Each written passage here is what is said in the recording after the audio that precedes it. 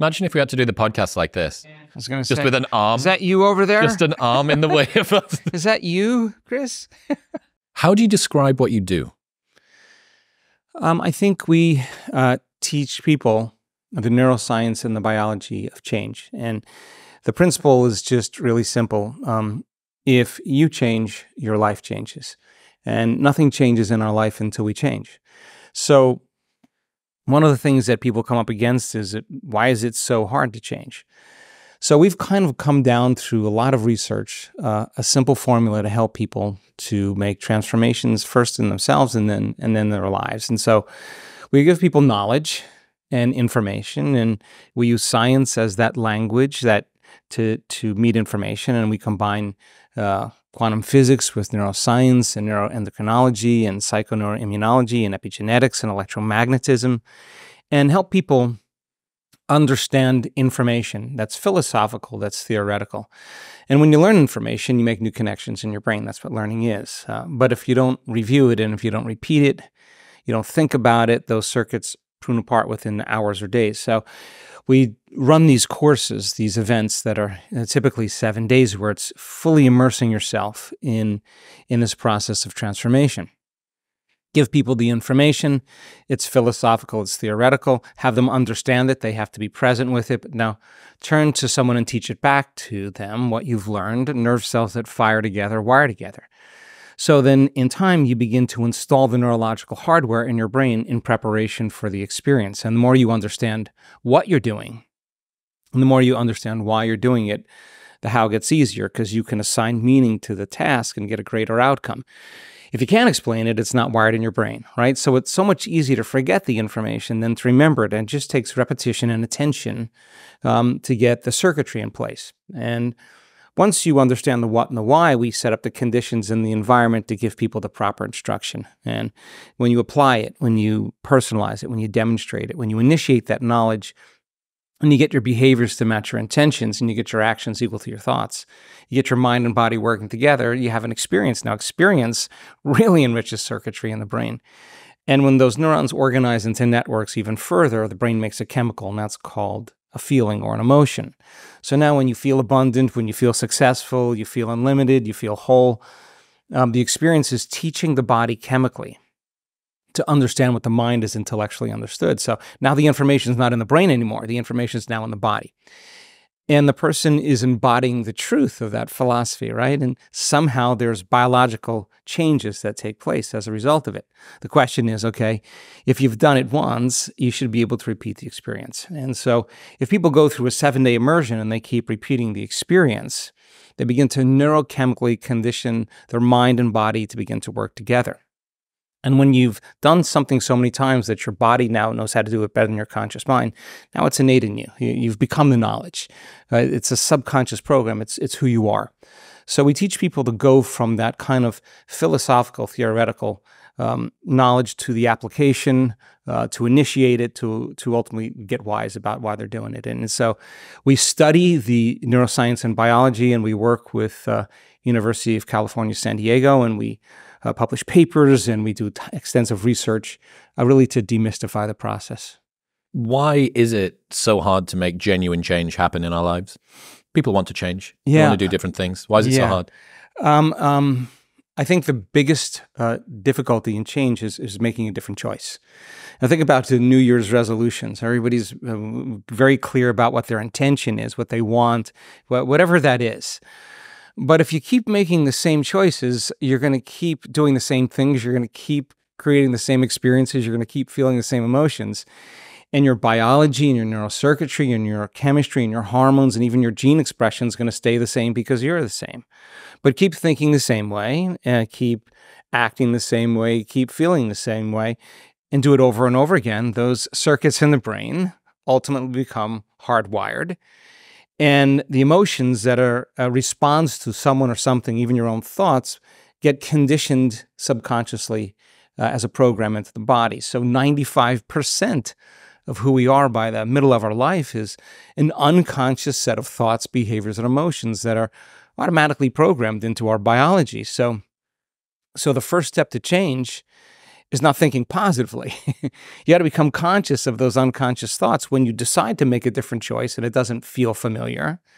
The thought that says, start tomorrow, it's too hard, just do it anyway, go ahead and make that choice, do the same thing. You're not good enough, you'll never change, you're too much like your parents, I failed last time. You have to be able to become so conscious of those unconscious thoughts that you would never go unconscious to that thought ever again, and that's change. You'd have to catch yourself, how you speak and how you act. If you want to be happy and you're blaming and you're complaining and you're feeling sorry for yourself and you're judging everyone, those behaviors are not going to make you happy. They're actually going to make you unhappy. So you got to become so conscious of those unconscious habituations that you wouldn't go unconscious and behave that way. And then, of course, you got to look at those emotions that are pretty much chemical residue from the past, and decide, does this lack, does this suffering, does this pain belong in my future? And that process of becoming so conscious that we don't go unconscious is the process of change. And how many times do we have to forget until we stop forgetting and start remembering? That's the moment of change. So the hard part about change is when you decide to make a different choice, get ready. It's going to feel uncomfortable. There's going to be uncertainty. You're not going to be able to predict the next moment. It's going to feel unfamiliar. So if the body has been conditioned to be the mind, then the servant is the master. So the body starts sending information back to the brain to think a certain thought so that you make the same choice, that you do the same thing, you create the same experience. Comfortable, this is familiar. Oh, get back to the same feeling of suffering. Oh, that feels so much better than the uncertainty of the unknown. So going from the old self to the new self and crossing that river literally is a neurological, it's a biological, it's a chemical, it's a hormonal, it's a genetic death of the old self. That's the phoenix lighting itself on fire. And most people would rather cling to that familiar place than take a chance and possibility. That void, that vacuum actually is the perfect place to create. And we discovered this, that the brain changes the most when you get to that point where you think you can't go any further and you want to quit. If you go past that point, that is the unknown.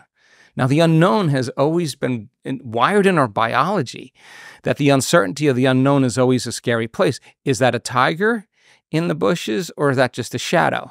So the unknown becomes a very scary place when we're living in survival. So most people never take that chance and possibility. But if a person's actually taught how to execute in the unknown and there's nothing scary there, and they can apply the same principle and say, what thoughts do I want to fire and wire in my brain? And a belief is just a thought you keep thinking over and over again. So what is the voice in my head that I want to program my brain into thinking and believing?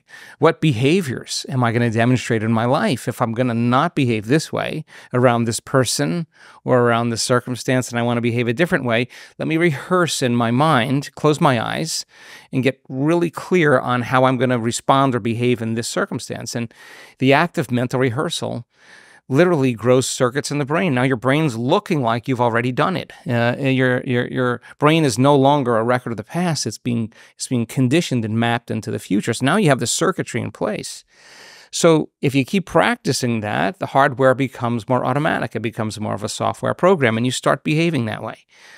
And then the biggest challenge then is, okay, if I'm not going to feel suffering, and I'm not going to feel pain, and I'm not going to feel judgment, but I want to feel grateful for my life, can I teach my body emotionally what my future will feel like before it happens? So once you start conditioning your body to an elevated emotion, and we tend to see that the heart-centered emotions tend to be the ones that produce the most dramatic changes in our biology, and the body's so objective, it really doesn't know the difference between the real-life experience that's creating that emotion and the emotion that you're creating by thought alone.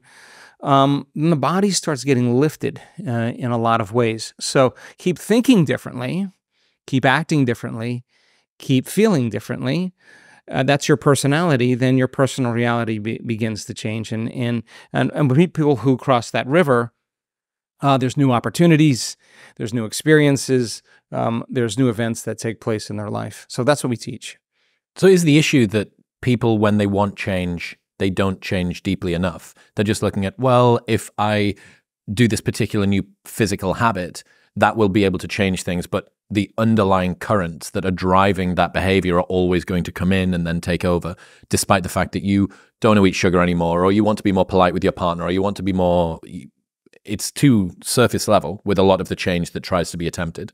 Yeah, I think that people, unfortunately, they have to get knocked to our lowest level sometimes, where you're no longer inside the jar. When you're inside the jar, you can't read the label. You got to get so uncomfortable that you could actually see yourself, right? And so that tragedy, that crisis, that disease, the diagnosis, the loss, it's got to be so severe that you finally look at yourself and say, maybe it's me. Oh my God, could it possibly be me? But you're looking at yourself kind of through the eyes of someone else because you don't feel like you in that moment. You're so uncomfortable that you can see yourself. That concept is called metacognition, right? So a lot of times people wait for that crisis or the diagnosis or the betrayal to go, oh my God, I got to really change because I'm really unhappy, or I can't blame that person or my past or my circumstance because and nothing's working here. I got to really start making those changes. So when they see themselves separate from their program, they're becoming conscious of their unconscious self. That is the first step to change. Now, I say you can learn and change in a state of pain and suffering, which most people like to do, or you can learn and change in a state of joy and inspiration, right? So could you be defined by a vision of the future? And could you get up from your morning practice, actually believing in your future more than you're believing in your past? So from that elevated state where you combine a clear intention with an elevated emotion, from an elevated state, instead of a self-limiting state, you can be conscious of that old self as well.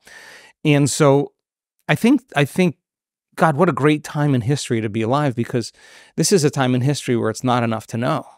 This is really a time in history to know how. And I've been at this long enough, Chris, to know that 20 years ago, people didn't hear it like they hear it now. The information is readily available, and people are realizing, kind of, if I have this dream, if I have this goal, how bad do I want it?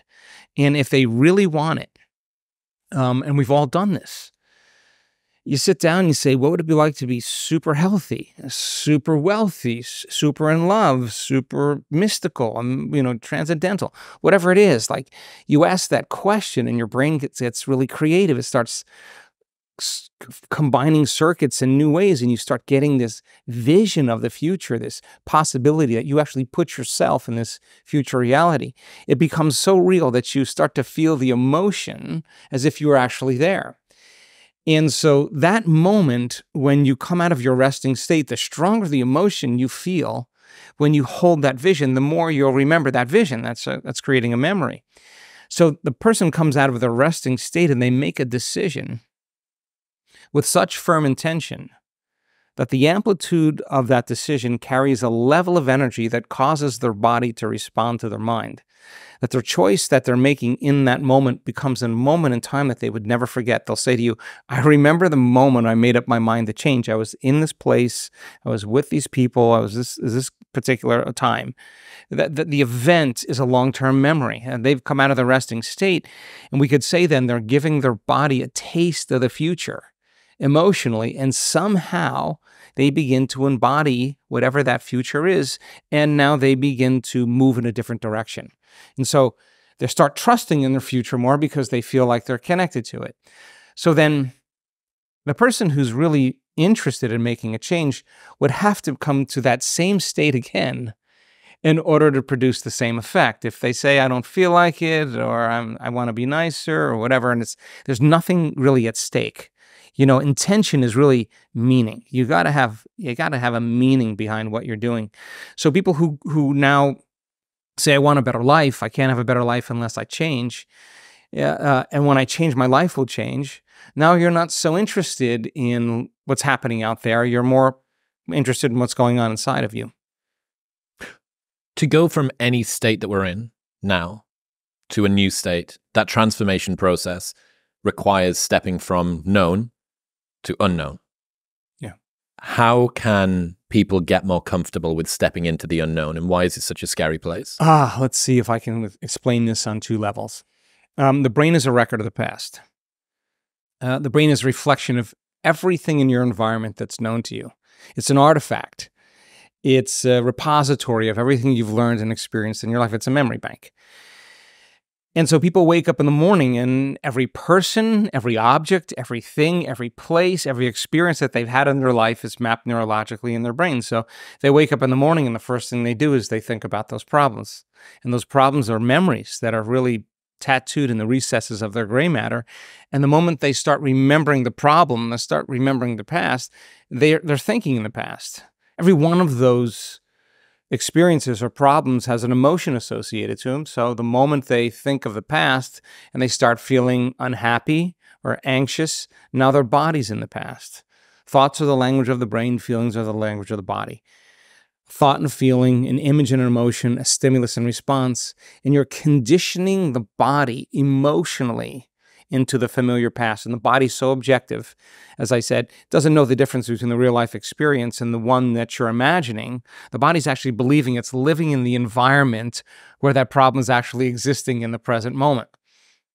So that becomes the familiar past, and we call that the known. Then people get up and then they rush through a series of automatic routine behaviors. They're on automatic pilot because they do the same thing today as they did yesterday. And a habit is a redundant set of automatic, unconscious thoughts, behaviors, and emotions that's acquired through repetition. So now the person is in habituation, a program, and their body's dragging them into the same predictable future based on what they did in their past. In other words, we could take up their yesterday and set it on their tomorrow, and there's going to be a lot of predictability. So if you can predict something, then that's the known too. So the familiar past is the known, the predictable future is the known. There's only one place left where the unknown exists, and that's the sweet spot of the generous present moment. And so we teach people how to master the moment, how to master their attention. And where you place your attention is where you place your energy. And paying attention is being present. And you know when someone's paying attention to you because they're present with you, and you know when they're present with you because they're paying attention to you. Well, it's the exact same thing. So you're sitting with your eyes closed, and you start thinking, how long is this going to go? I got a lot of things to do. Oh, God, I got to think about that place I got to go to and meet that person. I got another meeting over there. And now your brain is actually defaulting and going to that predictable future. We discovered that you're not a bad meditator actually at all. This is actually how you do meditate. You become conscious that you've gone unconscious in your predictable future, and you return your attention back to the present moment. That's a victory. Okay, so then your body says, hey, it's been about an hour. You usually get pretty judgmental around this time. You get in traffic, you get really angry, and you're sitting in a meditation, and all of a sudden you start feeling aroused and impatient and frustrated. And most people think, oh, well, that means I can't meditate. Well, actually, your body's used to being stimulated from something outside of itself. You settle the body back down into the present moment, and you tell it it's no longer the mind, you're the mind. Do this enough times and train the body to be in the present moment, to be in the unknown. There'll come a moment where the body is no longer the mind. The servant's no longer the master, you're the mind. And when that occurs, there's this tremendous liberation of energy that takes place in the body. The body's going from particle to wave. It's going from matter to energy. The body's being freed from the chains of the past or the predictable future. And we discover energy actually kind of moves right into a person's heart. And they start feeling really grateful to be in the present moment instead of being in the unknown and trying to predict the next moment. So it's a practice, and if you practice it on a regular basis, we discovered you can get really good at being in the unknown and going against thousands of years of programming that says the unknown is a dangerous and a scary place. There's better chances of survival if you run from the unknown than you embrace it. So you put the person they keep relaxing into the unknown, and sooner or later they realize nothing bad is happening in the unknown, and they just start relaxing and expanding. And there's just a host of biological changes that begin to take place. So I think you can make that a skill or a habit. In other news, this episode is brought to you by Element. Stop having coffee first thing in the morning. Your adenosine system that caffeine acts on isn't even active for the first 90 minutes of the day, but your adrenal system is, and salt acts on your adrenal system. It tastes phenomenal. It's the way that I've started my day for over 3 years now, and this orange salt in a cold glass of water first thing in the morning is like beautiful nectar. It is my favorite way to start the day. It helps to regulate my appetite, it curbs cravings, and it improves my brain function. You might not actually be that tired, you might just be dehydrated. An element is going to help. Best of all, there is a no BS, no questions asked refund policy. You can buy this box completely risk-free, try it all, and if you do not like it, they will give you your money back, and you don't even need to return the box. That's how confident they are that you'll love it. Head to the link in the description below or go to drinklmnt.com/modernwisdom for a free sample pack of all 8 flavors with your first box. That's drinklmnt.com/modernwisdom. How do people become addicted to their own thoughts? It seems like there is this degree of familiarity with what we're used to here, but there would be a question, if these thoughts are negative, if they're negative emotions, if they're tormenting me, if they're making me feel bad, why would I continue to just be my own torturer 24 hours a day? Well, an addiction is something that you think you can't stop. An addiction is when you know something is not good for you and you tend to choose and do it anyway, right? So turns out that living in stress is living in survival. And when you perceive a threat or a danger, or you perceive something that's potentially going to get worse in your life, or you can't control or predict something in your life, you switch on that primitive nervous system called the fight or flight nervous system, and it's secreting a lot of chemicals to get you awake. It's getting you ready. It's wanting you to perform. But if there's too much, the rush of that adrenaline is like a surge of energy. It's an arousal, and people get addicted to that rush of energy. So they use the problems, they use the conditions, the stories of the past in their life to reaffirm their addiction to that emotion. So they need the bad job, they need the bad relationship, they need the challenging conditions in their life because it makes them feel something, right? So, okay, so when you're living in stress is when your brain and body are knocked out of homeostasis. Stress is when your brain and body are knocked out of balance. So the moment you react to someone or something in your life and you switch on that system of arousal, and it's an emergency system, your body moves completely out of balance. It's mobilizing all of its energy for some threat, real or imagined, okay? The problem with human beings is for a zebra or for a gazelle, if it outruns the lion, it goes back to grazing. The event is over and the stress is short term. But if it's a constant exposure to stressors in your life, what becomes once was adaptive becomes very maladaptive. Because when you turn on that stress response and you can't turn it off, now you're headed for disease because your body's constantly out of homeostasis and balance. So the event is over and someone betrayed you, or you lost your job, or you got fired, and you can't stop thinking about it. So every time you think about that problem, you're turning on the stress response just by thought alone. So if the hormones of stress are addictive, and you can turn on the stress response just by thought alone, you could become addicted to your own thoughts. And if you have to keep talking about those problems to get the rush of adrenaline, your thoughts can knock you out of balance as well. And it's a scientific fact that the long-term effects of the hormones of stress push the genetic buttons that create disease, which means your thoughts could literally make you sick. So then if your thoughts could make you sick, the fundamental question is, can your thoughts make you well? And that's what we're, interested in uncovering. Talk to me about stepping into that loop, that addictive loop of the negative thoughts. So every time you have a thought, you make a chemical.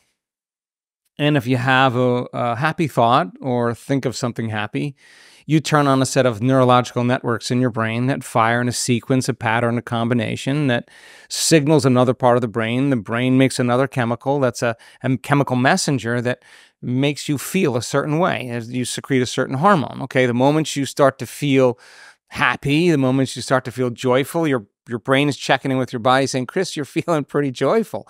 And so then the chemistry influences you to think more wonderful thoughts. And so the cycle of thinking and feeling and thinking creates what we call a state of being, okay? But you could have thoughts that make you feel guilty, and you can turn on a different set of circuits in your brain that signal a different batch of neuropeptides, that signal a different hormonal center to make you feel differently. The moment you feel miserable, the moment you feel victimized, the moment you feel suffering, the moment you feel pain, and you can't think greater than how you feel, the brain's checking in with the body and saying you're really miserable, and it generates more corresponding thoughts equal to that feeling. So it's thinking and feeling and feeling and thinking. This loop of thinking and feeling and feeling and thinking creates a state of being. And again, the thought and the feeling, the image and the emotion, the stimulus and response is making the body become conditioned subconsciously into the past. And so now the person has to feel that same emotion to reaffirm their identity. So that becomes their state of being, and now they behave as if they're in their past, and they think as if they're in their past. What ways do our memories lie to us? Wow. Well, everybody has a story, right?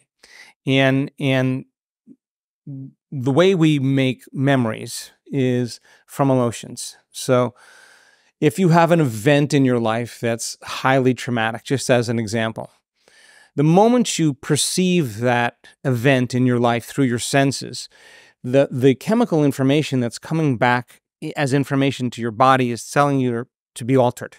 So once you begin to change your internal state, the greater the change in your internal state from its normal continuity, the more the brain freezes a frame and takes a snapshot. And that's called the long-term memory. So then the person thinks neurologically within the circuitry of that experience, and they feel within the boundaries of the emotions of that experience. Every time they review the event in their mind, they're producing the same chemistry in their brain and body as if the event was occurring. So again, the body's reliving the trauma 50 to 100 times in the day, and now the trauma is no longer in the brain. The trauma is emotionally conditioned in the body, right? So if you say to the person, why are you so bitter? Why are you so sad? Why are you so unhappy? They'll say, I am this way because of this event that happened to me 10 years ago. Which what they're really saying is, after that event, I changed and I have not been able to change since this event. Well, the research on memory says that if you ask that person that story of the actual account, 50% of that story is no longer the truth. In other words, they're embellishing the story so they can excuse themselves. They're making it worse. They're making the conditions worse. They're telling the story and they're embellishing it to some degree to excuse themselves from changing, right? So if 50% of that story isn't even the truth, they're reliving a miserable life they never even had, all to reaffirm their addiction to that emotional state. So here's the crazy part, because we work with veterans and Navy SEALs, and can you then forget about the memory and just overcome the emotion? Because the memory without the emotional charge is called wisdom. And now you no longer belong to the past. You're ready to create a new future. And so the stories we tell about our past are only stories we tell when we feel those emotions. We would never tell that story when we feel a different emotion. Why?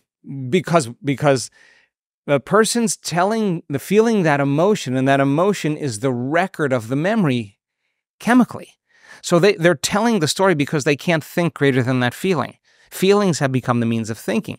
But what if you told a different story? And that's exactly what we teach people to do. Stop romancing your past. Start romancing your future. Stop telling the story of your past. Start telling the story of your future. Stop believing in your past. Start believing in a new future. And that process is an unlearning and a relearning process. It's literally breaking the habit of being yourself and reinventing a new self. It's pruning synaptic connections. It's sprouting new connections.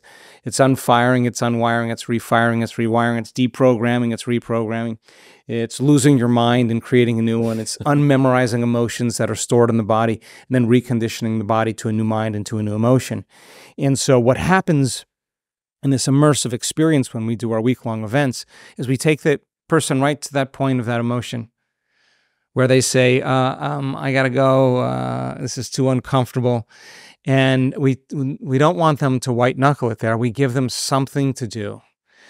And if they practice that formula and they keep lowering the volume to that emotion, sooner or later, the body becomes liberated. They're stepping out into the unknown. And we've seen people who have had the most brutal, the most horrific, the most difficult paths, look back at their past and say, I would never want to change one thing in my past because it got me to this moment. And that's the moment the past no longer exists. They look at their betrayers, they look at their abusers, and they see the purposeful good and the meaning behind all of that had to happen because it would have never brought them to this moment. And I think that's the moment the past no longer exists. What is one of your favorite stories of somebody who's been locked into one of these loops for a little while? Gosh, there's so many of them. We just had a woman on the stage in Dallas, and I watched this woman come to the event months before. This event in Dallas was an advanced follow-up, but she had done the week-long 7-day retreat, and she was in Dallas, and she was sitting. She was in Denver, and she was sitting in the front, away from the audience, under a screen, under the screens. And she was in a lounge, and she had a wheelchair, and she had a scooter, and she had oxygen, and she had crutches, and she was kind of camped out in that area there. And she had about 5 different serious health conditions, and at the end of course, she couldn't get up, get off the couch. If she went to the bathroom, she was done for the day in terms of her amount of energy she had. She was living on 6 foods.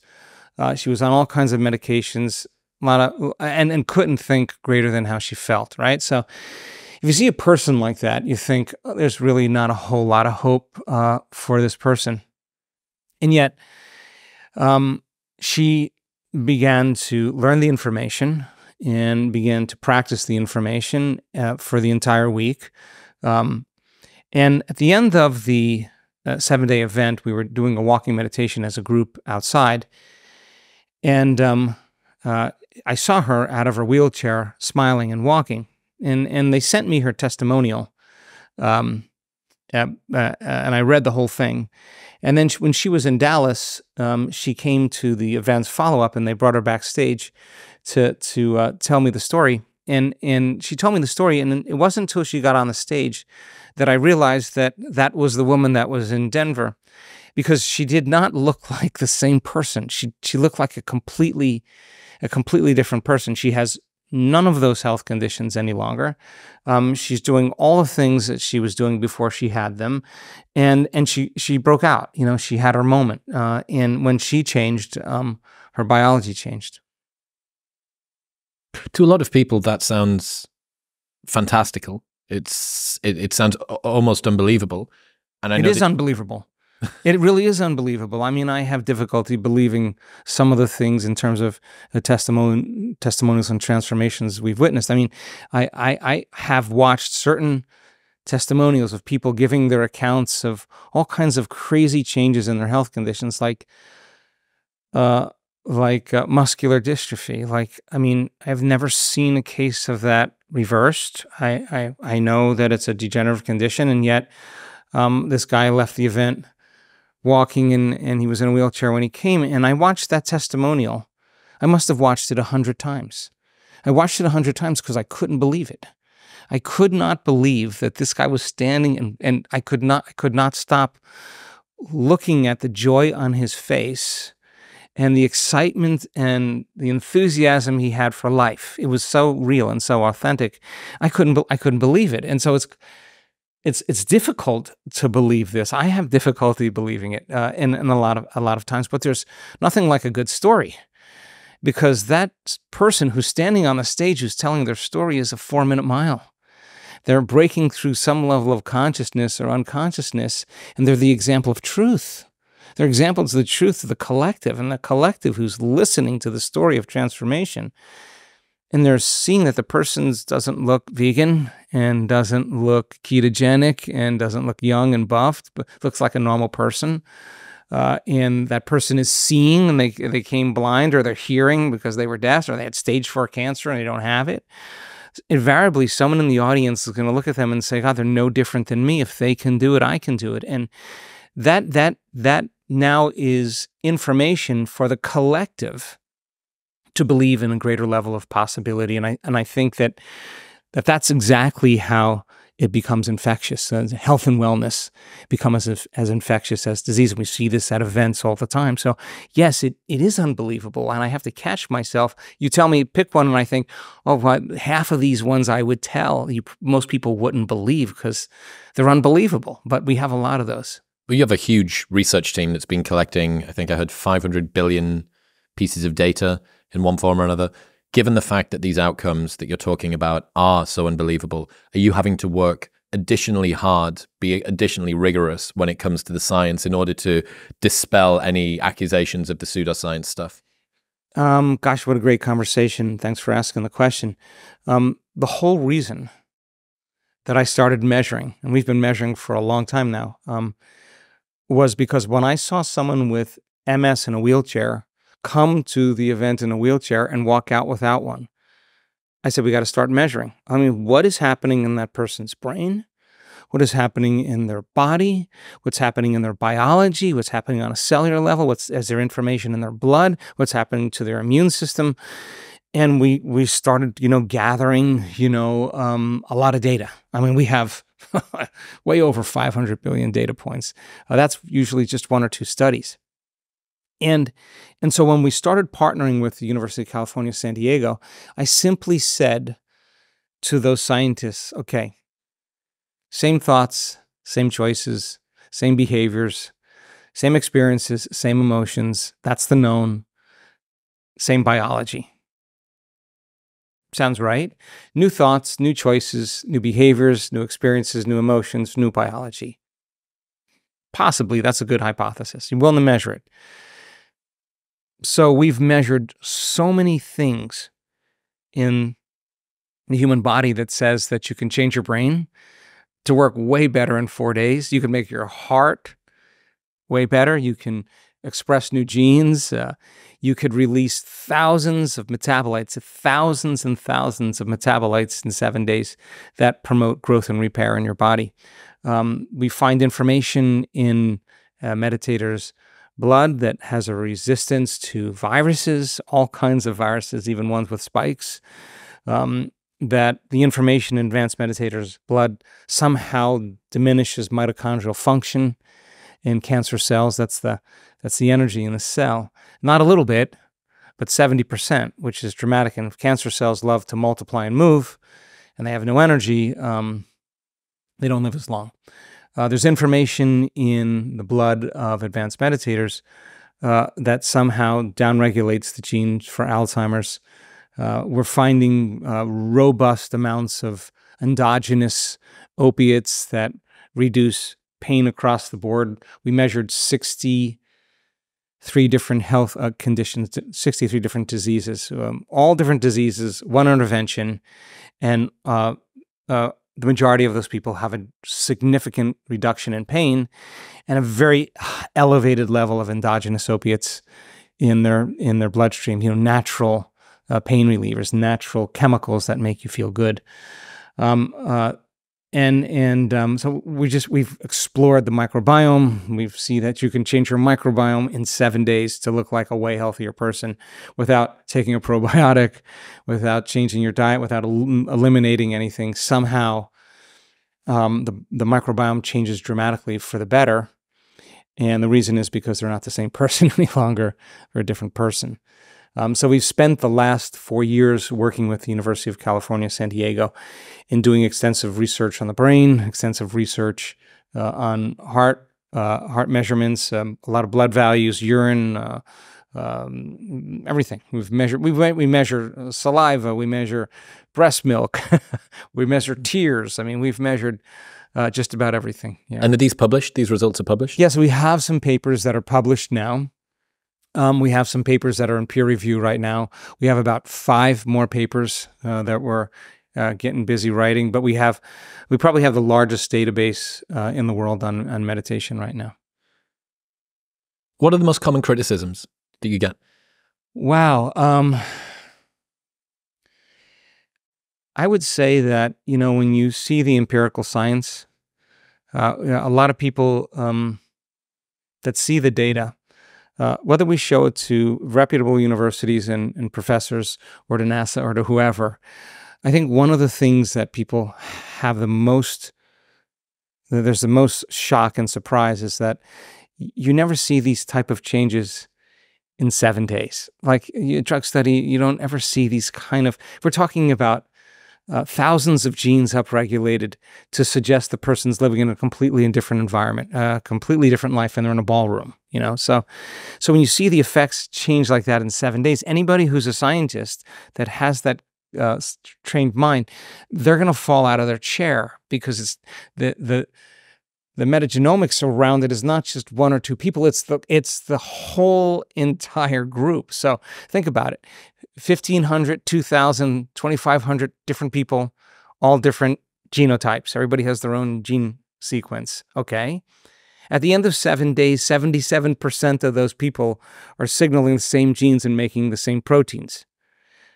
That's kind of wild. That means that the flock, the herd, the school, everybody's evolving. There's an emergent consciousness that's actually, everybody's biology is evolving together. And that's exciting, because people change people. That's what we discovered. So when we show the data to people, they see it, the conversation that we used to have, where we'd have to be on the defense, has changed dramatically, because these are double-blind and triple-blind placebo studies. They're very, very rigorous studies. So the scientist that sees it questions the time, and then a drug study is about 25% effective. And it usually takes 3 to 6 months before you see the efficacy turn out.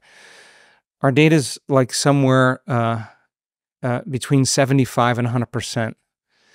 So it shows that the nervous system is the greatest pharmacist in the world. It actually works better than any drug. So when people really begin to see the science and it challenges their belief. I keep telling the scientists, I can't believe this is the truth. Like, I'm more surprised than anybody. But I also say to them, where do those chemicals come from? Where are they coming from? The person's not taking opiates. They're not taking anti-carcinogen. They're not taking anything to change their biology. Like, it's coming from within them. So it's been changing the conversation in medicine quite a bit, and we're just working on finding the language. But people who see the data are very surprised, and they want to know what we're doing, which is a different conversation that we've had in the past. In other news, this episode is brought to you by Momentous. A lot of supplements say that they're top quality, but very few can actually prove it. And Momentous has the most rigorous third-party testing of any supplement company that I've ever found. Andrew Huberman is the scientific advisor for them. My favorite product from them is their sleep pack, which contains everything that you need for a good night's sleep, including magnesium L3, threonate, apigenin, and L-theanine in the optimal doses to help you get a better, deeper, more restful night's sleep. This is all that you need. You can throw it in your bag, you can take it with you on the road, or you can just take it every single evening. It's made a massive difference to the quality of my sleep. Best of all, they've got a 30-day money-back guarantee, so you can buy anything and try it for 29 days. And if you don't like it, they will give you your money back. They ship internationally, and you can get free US shipping on orders over $75. Right now, you can get a 20% discount on everything site-wide by going to the link in the description below, or heading to livemomentous.com/modernwisdom using the code modernwisdom at checkout. That's livemomentous.com/modernwisdom and modernwisdom at checkout. Are you doing longitudinal studies? Are you seeing how long the immersive stuff, what sort of effects does this lock in over time? Are people reverting as soon as they're out of this very energetic group of people? What's happening over time? Yes, that's a great question. that's one of the things about this work that I really, really love in terms of our community. It's not like people go, oh, woo, I got to go meditate today. It's the morning. That's not how our community is. Like the majority of the people that come to a week-long event keep doing the work. The majority of them do, because the magic in their life is starting to happen. And why would you want to stop from having those events, actually take place? So we see that people who heal, and this sounds kind of crazy, and we've had a lot of people instantaneously have a reversal in a health condition from one meditation, from one inward experience. There's an arousal that takes place in their nervous system. They move into these heightened states of gamma brainwave patterns. The person is having an inward experience that's greater than the betrayal or the trauma from the past, and somehow there's an upgrade in their biology. Like, there's the eczema, now it's gone. There's the myasthenia gravis, now it's gone. There's the Parkinson's, it was there, now it's gone. There's the cancer, now it's gone. There's the deafness, now the person's hearing. Now the blindness is the person's seeing. It's like that. It's like the person comes back and there's an upgrade, right? What do you think's happening inside of the body? What's going on? Okay. So anyway, let me finish that thought, and then I'll answer it, because it's important to ask that question. Those people who have those biological upgrades that are instantaneous, when we measure them 3 months down the road, 6 months down the road, 9 months down the road, there's a sustained change. They got the upgrade. If they continue to do the practice? No. Even if they don't do the practice, they got a very good upgrade. Now, a certain percentage of people that have an upgrade like that, and they go back to the stressful life, the Parkinson's returns, the cancer returns, because they're back to the same personality again, and they're making their same chemistry. Now, many of those people continue in that direction. Other people catch themselves and they said, if I change this Parkinson's once because my father's in the hospital and I'm emotionally reacted, I can change it again. And they actually change it again, right? And then there's people who go through that process of breaking the habit of being themselves and becoming, reinventing another person. And it's a constant process of change. You kind of got a super responder with the first one and done type person. Yeah, one connection, one moment of connection, like a brainstorm. And those people who cross the river of change, they tend to do the work consistently because they want to keep changing. They're not doing their meditations to heal. They're doing the meditations to change. And when they understand when they change, they heal. So it's the process of change that they're interested in. So we have a good percentage of people who do the work, and after they finish the immersive experience, that sustain those changes. And we have a lot of people that sustain changes whether they do it or they don't do it. So what's happening in their biology? It's a great question. Let's see if I can answer this in a methodical way. Your senses plug you into three-dimensional reality, right? So if I took away your sight, if I took away your hearing, I took away your smell, your taste, and feeling with your body, you would have no experience of three-dimensional reality, but you would still be conscious. But you would be conscious of nothing material or physical. You would just be conscious that you're conscious, and you would be conscious of nothing, in a sense. So when a person is immersed in three-dimensional reality, their neocortex, their thinking brain, is super busy scanning the environment and associating knowns, and it's got to process a lot of information that's coming in through the senses, what it's seeing, what it's hearing, what it's smelling, what it's tasting, what it's feeling, and that a lot of that information is coming in. The brain's job is to create meaning between your inner world and your outer world. And if you were to measure a person's brainwaves, they're pretty much in beta brainwave patterns, and that means you're conscious, you're awake, and you're aware that you're in a body local in space and time. You're aware of your environment and you're aware of time. And that's how we navigate in three-dimensional reality. And there's neurotransmitters in the brain that support that, okay?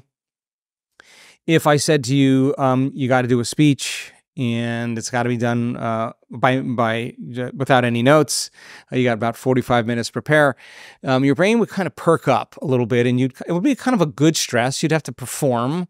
You're confident. You'd have to get ready. You'd have to change your state. You'd have to think. You'd have to, all right, what do I want to talk about? I got to change my state. You would move into mid-range beta. Light bulb gets a little brighter, and you're a little bit more ready. in a sense. But when you react and you're emotional and you're stressed and you're out of balance, you go into this very high beta brainwave pattern.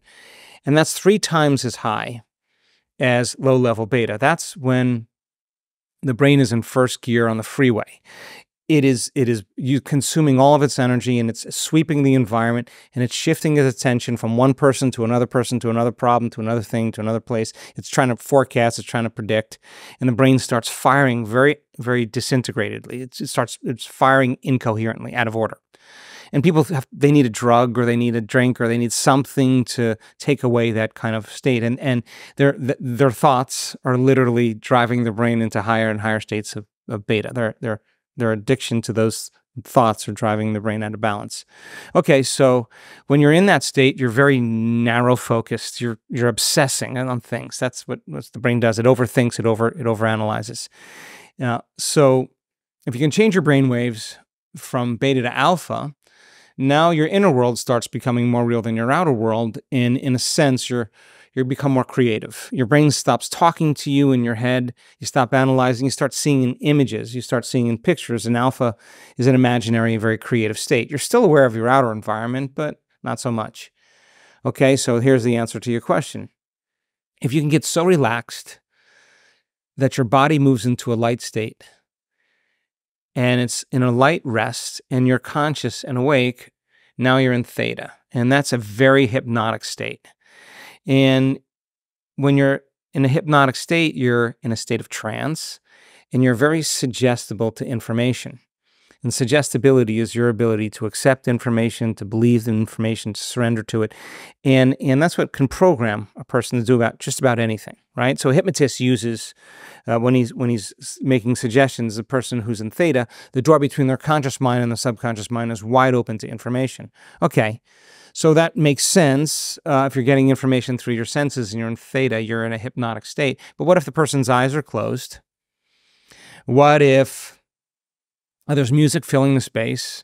They're not eating, they're not tasting, they're not smelling, they're not experiencing, they're not feeling, and they're in that realm of theta. And I ask them, instead of put all of their attention on everything physical and everything material, to open their awareness, instead of narrow their focus, broaden their focus, and put their attention not on the material, but on the immaterial, not on the particle, but the wave, not on matter, but on energy.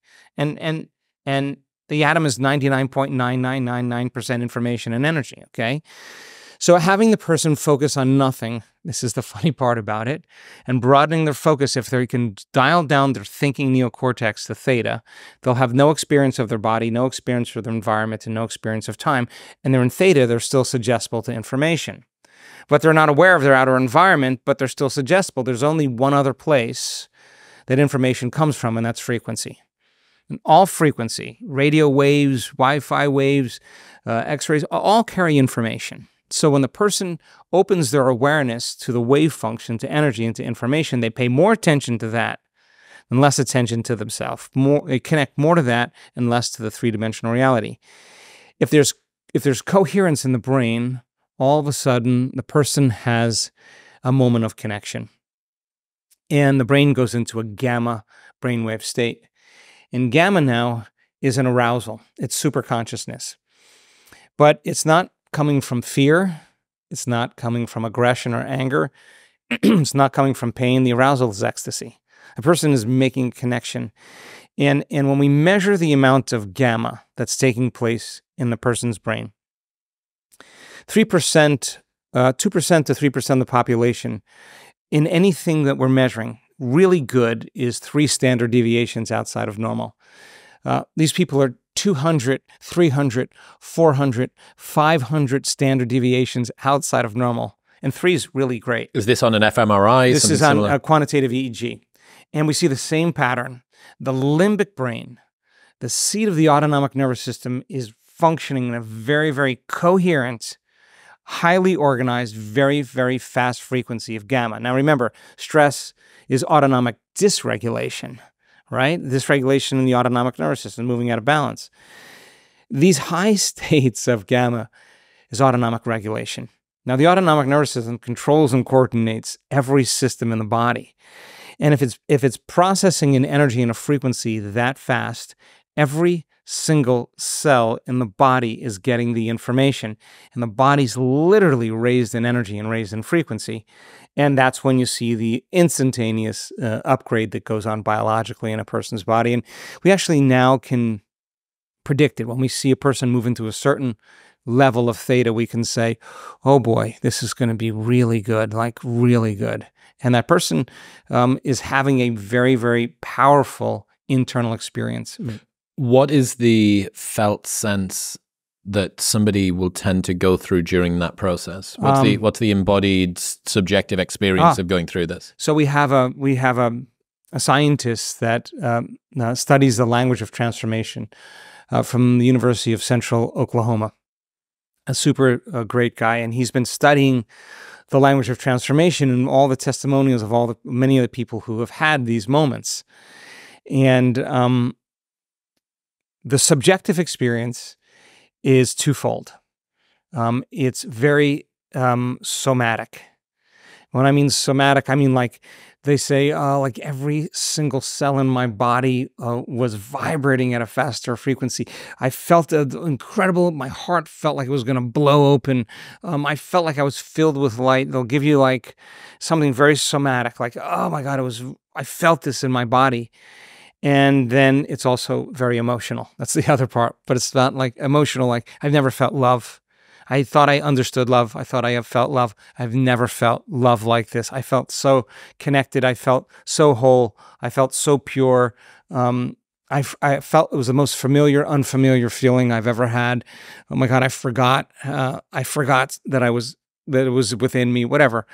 And then the other element is after that, they have a language where they only can use metaphor to describe the unknown experience. They'll say, yeah, my heart turned on like an engine. The top of my head blew off. There was lightning coming out of my fingertips. They're trying to explain, but they'll say, well, it wasn't lightning, really. It just felt like this, but it was more like this. So the language specialist that has been studying this had his own moment at an event we did in Marco Island last September where he connected. And I sat down with him and talked to him, and he could not find the language.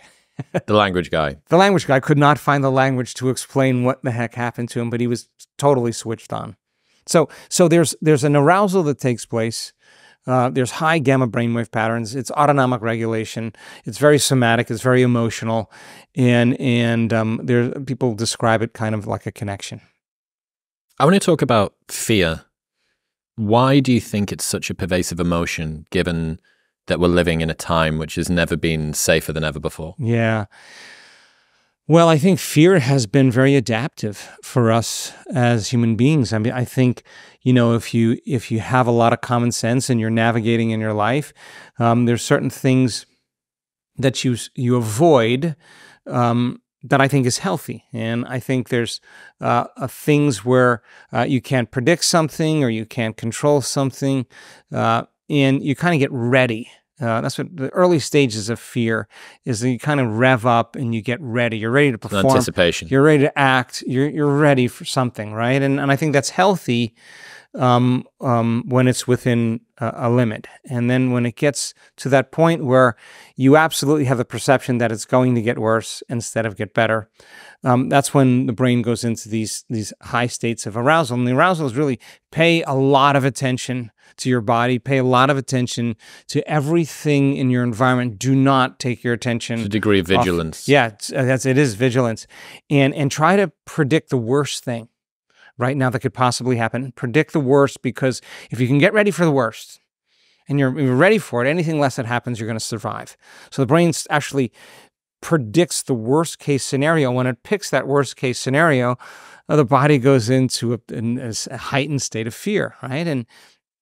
And now in fear, though, the conditioned response that takes place from feeling that emotion is storing that emotion in the body, right? So now, what do you mean when you say storing the emotion in the body? Okay, so fear creates an arousal that switches on the fight or flight nervous system, right? So keep having the thought, keep having the response, and you're taking thought and in the form of chemistry, in the form of emotion, and you're literally activating that third center. And now that third center is storing an enormous amount of energy in it.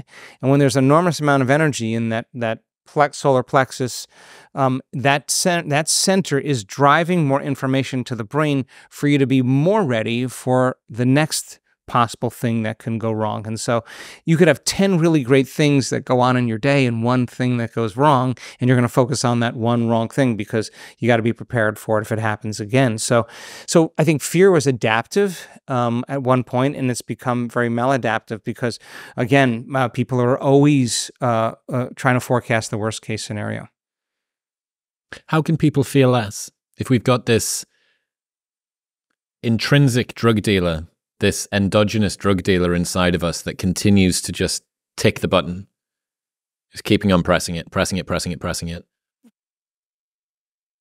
is becoming aware? Is it stepping into noticing when that arises? Is it trying to find a degree of safety? Yeah. Well, I think what we discovered is that most people don't think that they have control over that. I mean, it's so primitive. It's so in our biology. It's hard to think that you have control over a fear response. Now, there's nothing wrong with having the fear response. There's nothing wrong with getting aroused. The question is, how long? Like, how long is this going to go on for? So you have a reaction 5 days ago from something that's happened, and you're still aroused by that event. You got to agree that you're addicted to that emotion. Keep it going, and it'll become more automatic. You'll constantly be thinking certain ways and doing certain things to reaffirm that addiction to fear. So for the short term, have the fear response. If you can't shorten the refractory period of that emotional response, more than likely, you're going to be in a program for the remainder of your day. So what we teach people is how to master the fear. So take anxiety as an example, right? Many people come to the work and they have a high amount of anxiety. CEOs, engineers, doctors, nurses, dentists, people can't cross a bridge. There's a business book called Only the Paranoid Survive, I think. Yeah, there you go. And they've tried everything to try to change their anxiety, but what they haven't done is they haven't caught themselves feeling the feeling of fear and practicing with their eyes closed first. Not in their life when they're feeling fear, but let's practice when you're sitting in the meditation and your body starts getting a little anxious, starts getting a little worried, starts getting a little aroused. What are you going to do in that moment? Can you become aware that the body's feeling that emotion? And could you, like taming an animal, settling the body back down from that aroused state back into the present moment? Okay, it goes, great, I'm going to do this for 2 seconds. And like a spoiled child, it starts getting aroused again. Now, most people think, I'm never going to be able to overcome this. But the act of sitting with that and keep lowering the volume and not letting the body be the mind, but you actually executing being the mind. Do that enough times, and you'll condition the body to a new mind. And what happens is the brain stops firing those same circuits. Okay, then the person says, but what if this happens? And what if that happens? And then what if this happens? And they catch themselves going to the worst case scenario or going to the memory of the past, and they keep bringing their attention back to the present moment. What we discovered is if you keep doing that, you get better at it. And when the body, as I said, finally surrenders into the present moment, it cannot be in fear any longer. So the person then that returns back into their life and has lowered the volume to the fear because they've been practicing it will respond less emotionally in their life because they've overcome it, right? If they haven't overcome it, then the response is going to be the same. So first thing, eyes closed. You got to practice with your eyes closed, but get so good at doing it with your eyes closed that you can do it with your eyes open. And when it's the hardest, it matters the most. And so justified, valid or not, those chemicals are not good for you. They're not good for you. Whether you're right, whether you're justified, the only person that's hurting is you, right? So then the person says, okay, well, is this loving to me? Okay. So the fear is real. Okay. So what emotion could you change from fear into? Okay.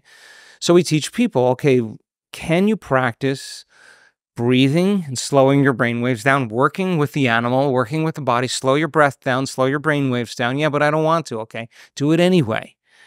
Practice slowing your breath down, breathing a little bit slower. Your brainwaves start to change. Put your attention on your heart. We have great data to show where you place your attention is where you place your energy. You see a very low frequency of the heart starting to build in the person. So now the heart is getting energy, and then parasympathetic nervous system starts coming up. The body starts moving into that state. Okay, that's really great. And keep doing it over and over again. Keep relaxing into your heart, energy moving into the heart. The heart informs the brain.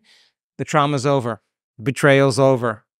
The event is over. What you're afraid of is over. And it resets the baseline in the amygdala for trauma. And the side effect of that is the person now, when energy moves into their heart like that, they start getting very creative. The heart is a very creative center. Okay, what do I want to do now? Like, what do I want to create now? So it's something that you can only talk around. But when you're in the work and you're practicing it, it's first so important to face off with it with your eyes closed. And it's David against Goliath in the beginning because the program is so ingrained in our biology.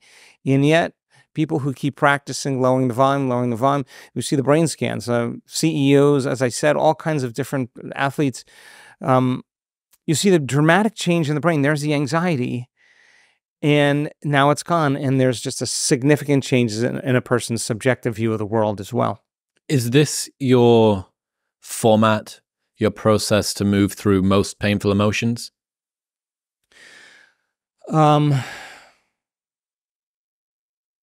That's one of the ways that we do it. I think just it isn't enough to inhibit the thought and the feeling. I think it's practicing feeling something else. And then we use technology to actually tell you when you're doing it and when you're not. That's so important. So take a Navy SEAL, for example, who has done all the talk therapy, tried all the pharmaceuticals, tried all the antidepressants, tried all the pain relievers, tried the ayahuasca, tried the plant medicine, and they still can't function in their life, right? And so why can't they function in their life? Because they haven't gotten beyond the emotion that's keeping them connected to the past. Well, if what you said earlier on is true, and you continue to replay this story, and if your body and your physiological system and your endocrine system and everything else is just cascading down the same, it's like you're reliving. It is actually like you're reliving that same experience over and over and over and over again. So it does make sense. It would be like trying to fix a soldier's PTSD while he's still in the field. Exactly. Because that is where the brain is taking him back to. Yeah. So we have seen people come right up to the edge of their emotional belief, where the pain, where the emotion is at its height, and the hardest part of every war is the last battle. And they go one more time, they just say, I'm going to go again. And when they go again, many times that's when they have their breakthrough. And the breakthrough isn't, as I said, just like a little breakthrough. It's an immediate relief for the person. And so that's the moment then when they look back at their past, they see it through a whole different lens. I want to show you a clip of Theo with Sean Strickland. So Sean Strickland is the current UFC middleweight champion. And in a podcast with the two of them, he talks about some trauma that he's been through in his past. You know what I'm talking about? Huh? Yeah, man, I got it. Have you ever heard that? Yeah, I'm sorry, bud. So, man. I'm sorry, buddy. We don't have to talk, man. I can just sit here with you for a minute. Oh, fuck. I think It's one of the hard things that people don't understand, like trauma, you know? Yeah. What do you see when you look at that? Oh, I see a real vulnerable moment for somebody, really vulnerable moment. Yeah, I think childhood trauma is, yeah, I think probably the biggest trauma for many people to overcome, because children, their brain waves are very slow. I mean, in alpha, in theta, and information goes in very quickly right into their subconscious. And I think that we figure out adaptive ways to not have to feel those emotions or not have to look at that past, but we're always aware of it. It's always there, right? But we don't really have a moment where we fully allow ourselves to experience it. And I think he had a moment where, by association, he let himself be vulnerable, which I think is great. That video is, every single time I watch it, is very difficult to watch for me. And it's twofold. It's first off, someone that's become a professional hard person, right? He just punches people in the face. He likes violence. Him opening up and him struggling. And then Theo saying, it's okay, man. We don't need to talk. We can just sit here for a while if you want. It's so beautiful. Yeah. I think uncertainty, and I think that moment of vulnerability needs space. I think it needs space, and it needs time for the person to sit in that and allow themselves to fully feel it, right? And that's how it. You sit in it long enough, it goes away. It finally goes away. What's your advice for somebody playing the Theo role? Someone's having a conversation with somebody else who is on the verge of opening up. They're on the cusp of feeling something uncomfortable or trying to open up about it. How can someone hold space more effectively? Oh, I think all people really want to do is feel safe and feel loved, you know? So again, I think he played that really, really well. And that is just let that person know that you're there for them, and give them the room to go as far as they want to go. And some people feel really safe when that happens, and I think they release it. You mentioned before about this discomfort with feeling feelings. We live in a world which is very good at distracting us from feeling feelings. There are a whole host of drugs, philosophies, technologies, ways of thinking that can distract us away from feeling feelings. And if there's somebody that's listening to this and thinking to themselves, I don't think I'm feeling my feelings that fully, how can someone get back in the rhythm of feeling their feelings again? Yeah, you got to sit with yourself. You got to take your device and set it in the other room. You got to shut it off and feel without that thing. And you got to think for yourself. And I think that kind of art of contemplation has been lost, because I think that process of self-reflection kind of is a building process neurologically in our brains. And so we joke all the time with people who go through a week-long event. I say to them, when's the last time you sat with you this long till you finally like you? You sit with yourself long enough, those feelings are going to come up. They will come up, because you have nothing to do. You have nothing to do. Your inner world and how you're thinking and how you're feeling is going to become very obvious to you. And so I think people ask all the time, well, why is my health condition like this? What are the thoughts? What are the feelings that I need to change? It's really simple. Sit with yourself, and you'll know exactly what it is that you need to change. So I think you got to create the time to invest in yourself. One of the things that I've discovered with many people that tell us stories of transformation is that they kind of have this kind of belief, like, I believe this stuff works. I just never believed it could work for me. I mean, that's a really, really fundamentally key moment in a person's evolution, because that means they actually have to change their belief. And that's sometimes, that means they got to come out of the resting state, and they got to choose themselves every day. I see that with a lot of things, that's something that's nice, but for other people. That's something which I believe could be true. The data seems to be true, but that's not for me. Yeah. The weight loss isn't for me. The transformation isn't for me. The relationship that's healthy isn't for me. The group of friends that genuinely want the best for me isn't for me. It's like solipsism in a way. It's persistent disbelief. Yes, but only around you. Of course. But all there is you. So that person then who's arguing for some limitation just doesn't believe that they can change their life. They don't believe that their thoughts have something to do with their destiny. They don't believe in possibility because they don't believe in themselves. You cannot believe in possibility without believing in yourself. And if you believe in yourself, that means you got to believe in possibility. And that means then you got to do something. You got to get off the couch. You got to get up and you got to get engaged in your world. And you got to be a creator in your life and instead of a victim in your life. Now, that's an easy thing to say, but it means you have to carve out some time for you. I mean, and if you invest in yourself and invest in your future. Do it and get uncomfortable and know that that's normal. That's natural. That's the unknown. Okay. If I keep making the same choices, I'm going to keep having the same health condition.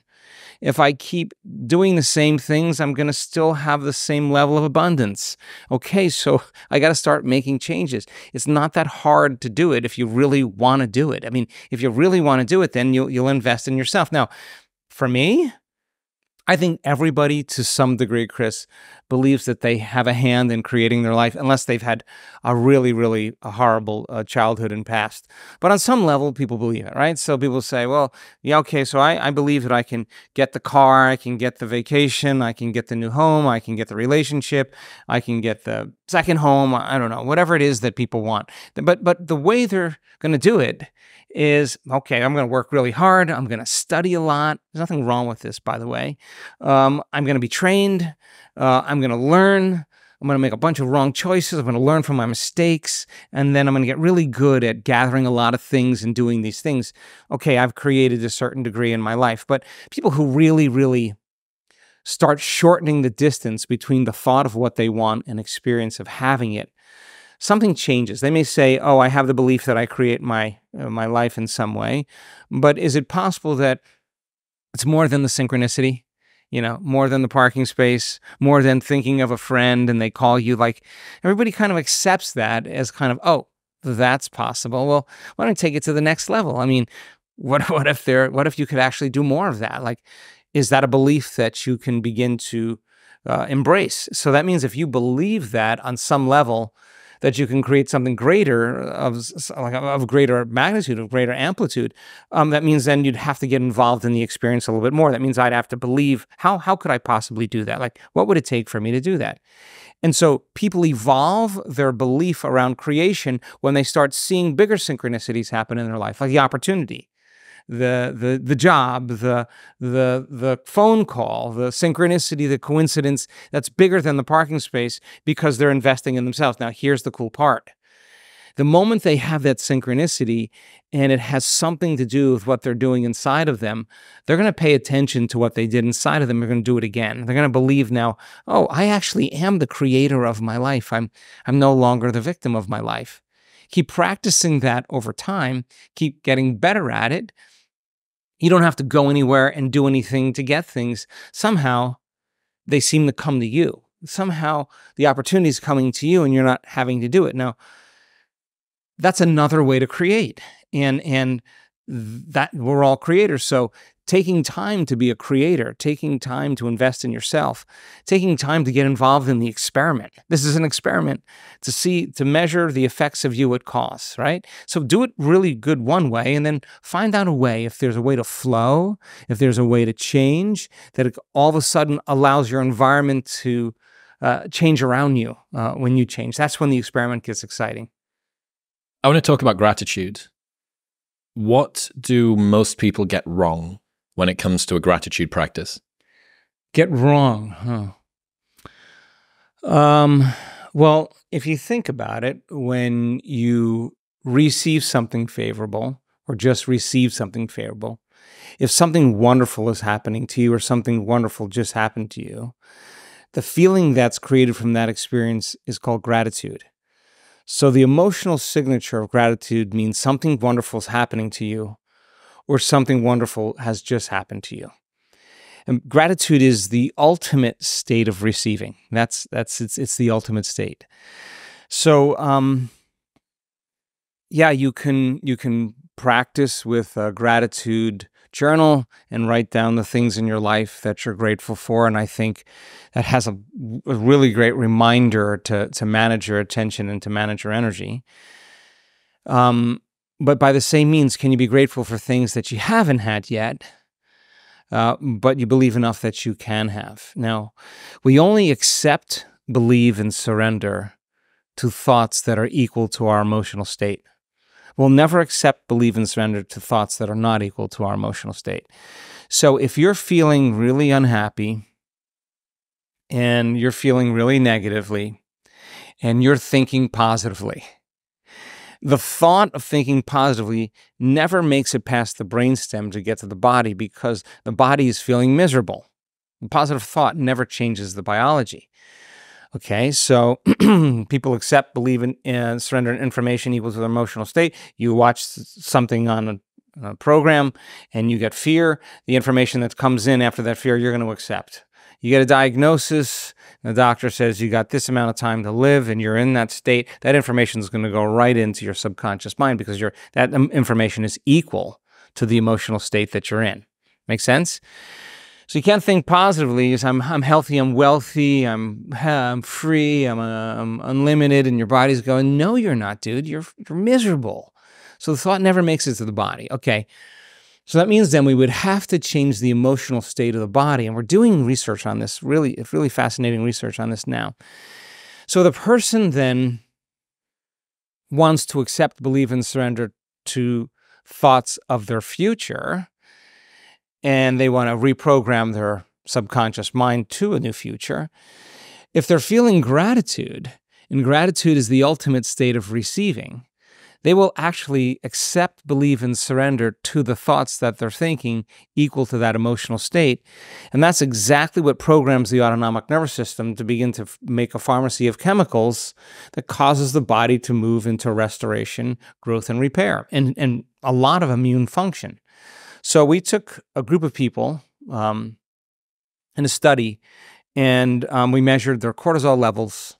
And we measured an immunoglobulin called IgA, immunoglobulin A. It's your body's natural defense. It's the body's flu shot. In fact, it works better than any flu shot. And so as cortisol levels go up, IgA levels go down, because if you're in an emergency, your immune system's compromised. If all your energy is going to the outer world, and you have no energy in your inner world, you're going to be unhealthy, and the internal protection system kind of closes down. Okay, so 4 days of changing their emotions from resentment and judgment and frustration and impatience to gratitude and appreciation. 4 days. And we measured their hearts, because when you're frustrated and you're impatient and you're judgmental, your heart beats very differently than when you're grateful. Well, when you're grateful, your heart starts to beat in a more rhythmic way. And there's a couple pathways where oxytocin signals nitric oxide, and nitric oxide signals another chemical that causes the arteries in your heart literally to swell, to open up. And so when you actually feel gratitude, there's a physiological component that takes place where your heart feels full. And when energy or blood makes it to the heart and energy makes it to the heart, it's a different consciousness, right? It's a different level of awareness than when you're feeling resentful or you're feeling impatient. So feel the emotion of gratitude and open your heart, keep activating that center. We discovered that when a person feels that emotion and they do it for 4 days, their IgA levels went up 50% just in 4 days. So there's a robust immune response that takes place by just changing from those limited emotions to more elevated emotions. So we saw that when a person's feeling gratitude, and their heart goes from kind of a very incoherent state to a more regulated and organized state, that once energy makes it to the heart, as I said earlier, somehow it begins to move to the brain. And if you would imagine like grabbing a big sheet and going like this, it's almost like the heart is causing this beautiful pattern of energy move into the brain. It causes the brain to move into these beautiful alpha brainwave states. That is that state of imagination. So I think when we're grateful, those social networks turn on where we want to connect.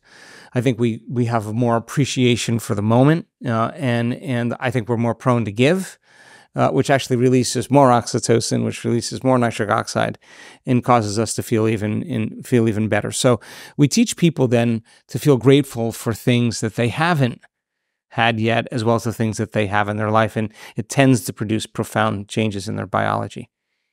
Tactically, what are the cues that you're giving to people? There will be people that are listening now that think, I have a gratitude practice, or I've seen the results from existing research, positive psychology. Gratitude seems to be one of the most robust ways to improve your baseline level of happiness, completely free, cost-free. Yeah. What are the most powerful elements of a gratitude practice? What are the triggers? What are the tactics? What are the way markers that you're saying, this is something that you should be really focused on when it comes to your gratitude practice?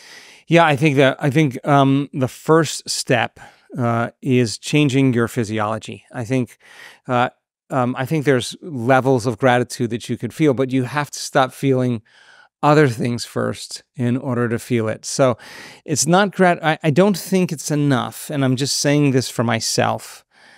It's not enough for me to feel gratitude for 5 minutes and then spend the rest of my day feeling miserable. That's not why I'm doing it. I'm doing it to sustain that state for an extended period of time. I want to get really good at doing it with my eyes open. So I believe that if I'm walking around in a state of gratitude with my eyes open, and I can sustain that state for an extended period of time, there should be opportunities coming to me as the result of my change in energy, right? So I make the effort in the experiment, okay, because this is an experiment. I make the effort in the experiment that if I can stay in this great state of gratitude, that I should see something unusual come to me as a result of it. That's why I do it. So that means that you have to, we're hypnotized and we're conditioned to believe that something out there has to change in order to take away the lack of separation of not having it inside of me. Gratitude kind of fills that lack. And so if you're not waiting for your life to change to feel that emotion, you're actually saying, if I generate gratitude, I actually heal. If I generate gratitude, I should create this in my life.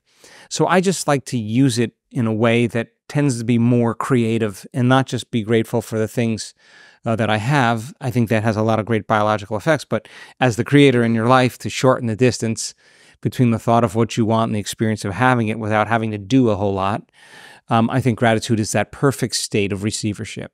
Talk to me about the role of hard work and how you see it, because there is a temptation, I can imagine, for people to believe that thinking it is all that needs to happen. Yeah. And this,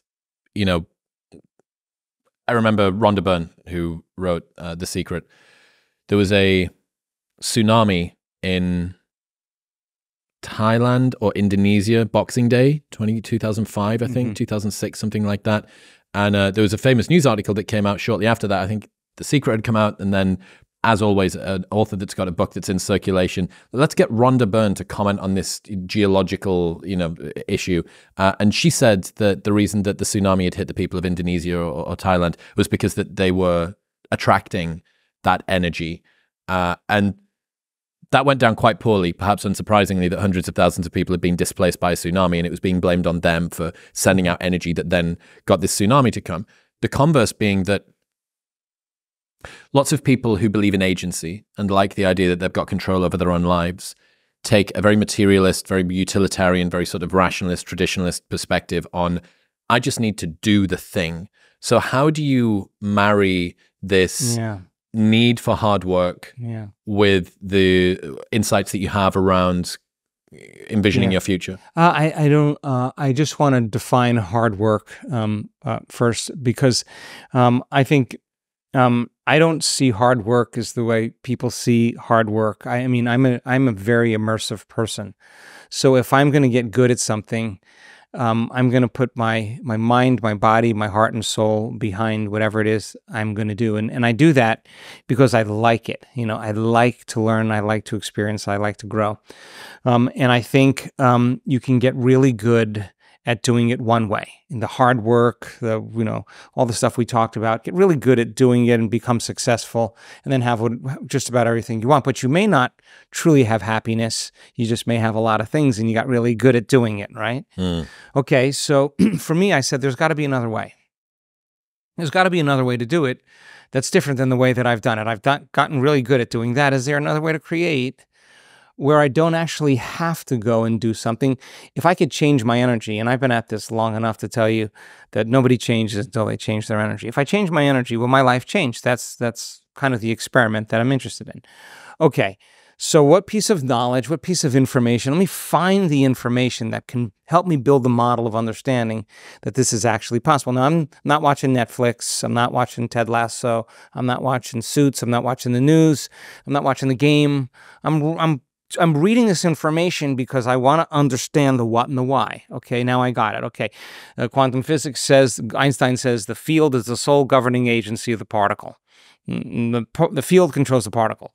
The particle doesn't control the particle. Energy controls matter. Okay, all right, let me build this model a little bit further. Okay, If the field is the sole governing agency of the particle, then it's not matter that's emitting the field. It's actually a field that's actually slowing down in frequency and creating matter. Okay, I'm telling you all this because I'm using quantum physics as a way to help us understand that mind and matter are inextricably combined. It's impossible to separate the two. Okay, well, it works on the very tiny level of subatomic particles, but can it work on a greater level? Can you make real life events happen in your life and collapse the wave function? Okay, well, if I'm matter trying to change matter, if I'm Joe Dispenza, aware that I'm local in space and time, immersed in the illusion of this virtual reality experience, this hologram, then I got to play by the rules of Newtonian physics, but you got to predict and plan and do a lot of things, okay?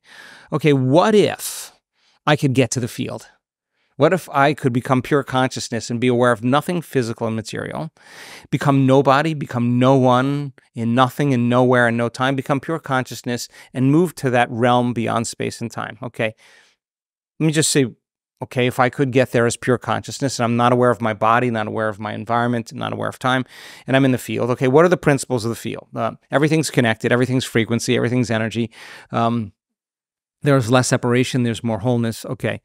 So if I could get to the field and I can create from the field instead of from matter as an experiment, could I then begin to produce changes in the field that ultimately would change the hologram in three-dimensional reality?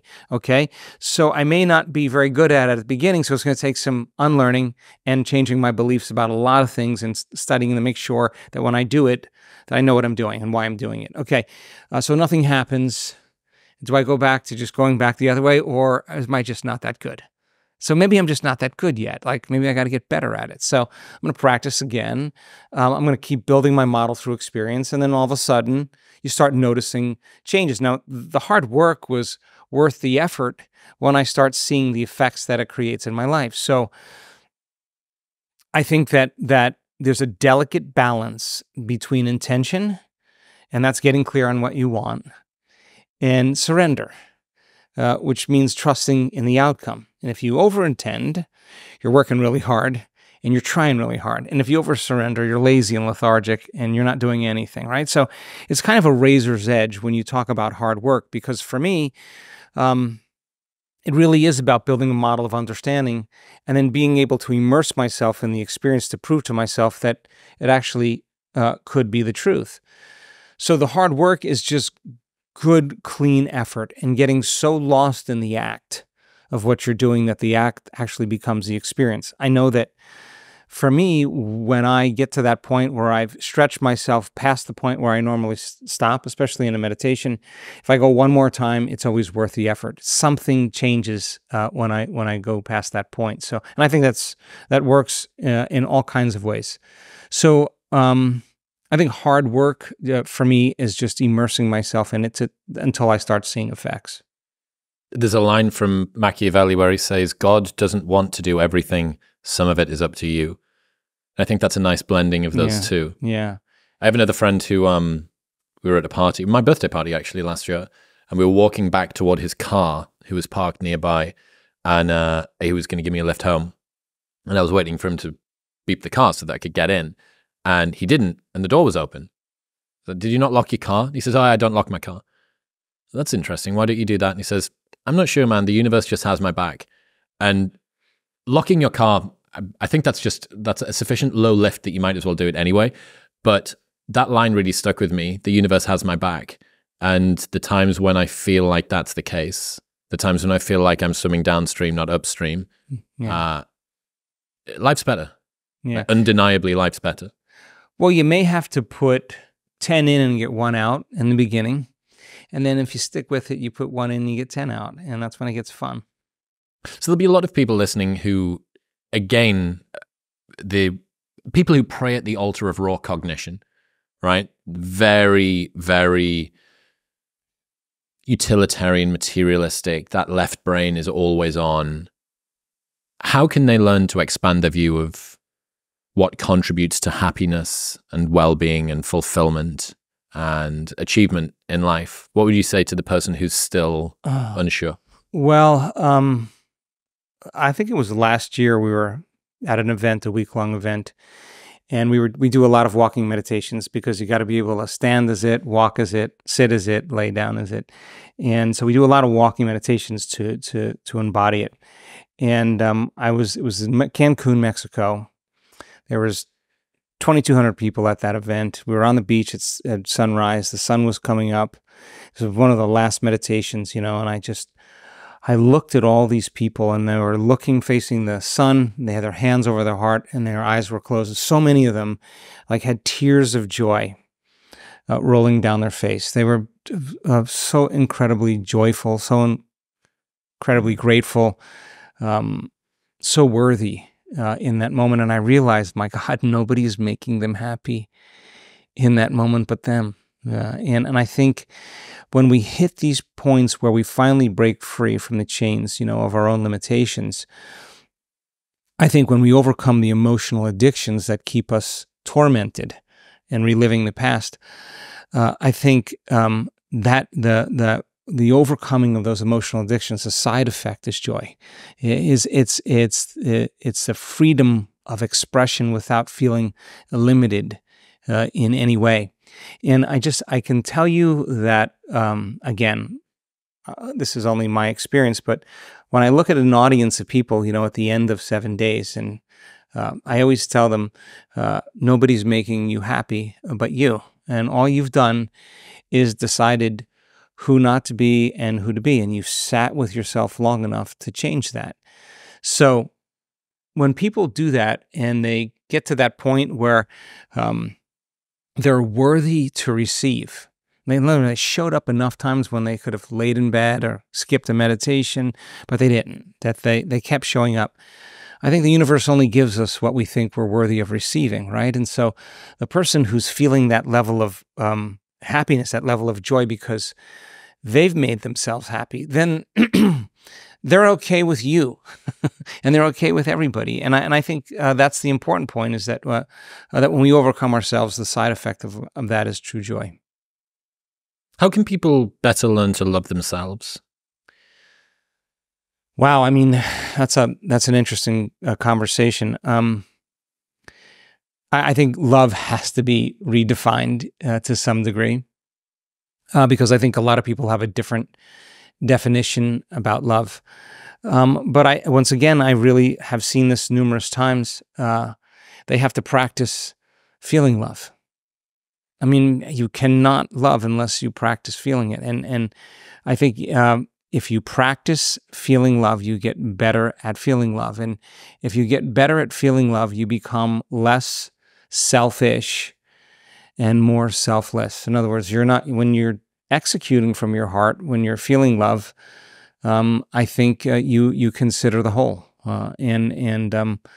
So for me, I think when people push themselves past that point where they normally stop, and they truly believe in themselves, I think they're in love with themselves. And when they're in love with themselves, they're pretty much in love with everybody. And when they're When they're angry at themselves, they're angry at others. And when they're resentful with themselves, or judgmental of themselves, or judgmental of others. I think that's the law. So we've seen it numerous times. We've seen, especially when you see a collective group of people in a state of joy, it's not common that you see that in the world these days. Well, I heard a story from you about a basketball player in a wheelchair who said that he never loved himself at one of your events. And it just really struck me, that line, I never really loved myself. Yeah. I just thought it was very interesting. He had MS, I'm pretty sure. He's a professional football player, I think. And he came to the event. It was kind of funny. And his brother brought him there, and he thought he was coming to a yoga retreat. He didn't know what he was getting into. And, the guy came in a wheelchair, and he's walking at the end of the event.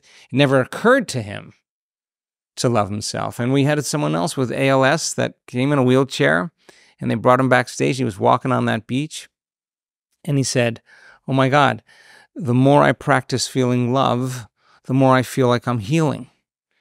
He didn't say, how come I'm not healed all the way? He said, oh my God, every time I feel deeper and deeper levels of love, somehow my body is changing and healing. So now he's feeling love with an intention to heal, right? And I think that you get to a certain point where, we've seen this.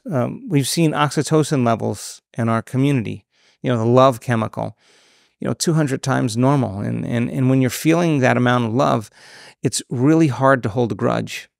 You would never want to stop feeling that way. And so you're okay with everybody in that state. Any other thought that you have is ripping you out of that state that you're already in. You start to go, oh my God, I like feeling this a lot. So then now it just becomes contagious. You want to feel more of it. And I think there's always more love. Is there something similar to do with fear of other people, judgment of others, criticism, dealing with criticism of other people, that if you have this sense of innate comfort and joy with where you're at, that any opportunity or risk or threat for that to change just looks like a really shit deal? Yeah. Why would I take that deal? Yeah, I'm going to take that deal. Yeah, and I think that's a natural state of being when we're not in survival.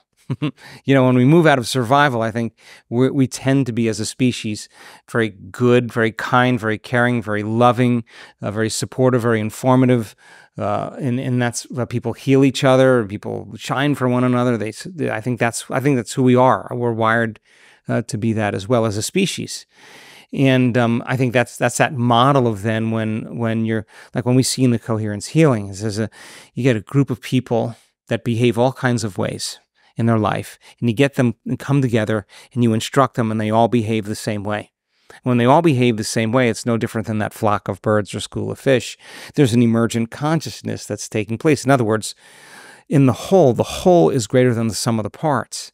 And the intention to heal another person, as an example, as the collective puts their attention on these individuals, what they're saying is we're intentionally making the effort to heal this person, because when we do heal this person, we strengthen the whole, right? And so something happens with us where we're wired. I don't know why it's so much easier to clean your neighbor's backyard than your own, but something in us, innate in us, where we get to give life to another person's life, or to love another person into life. Wow. I was just on a Zoom call yesterday with an autistic guy, 27 years old, that was catatonic.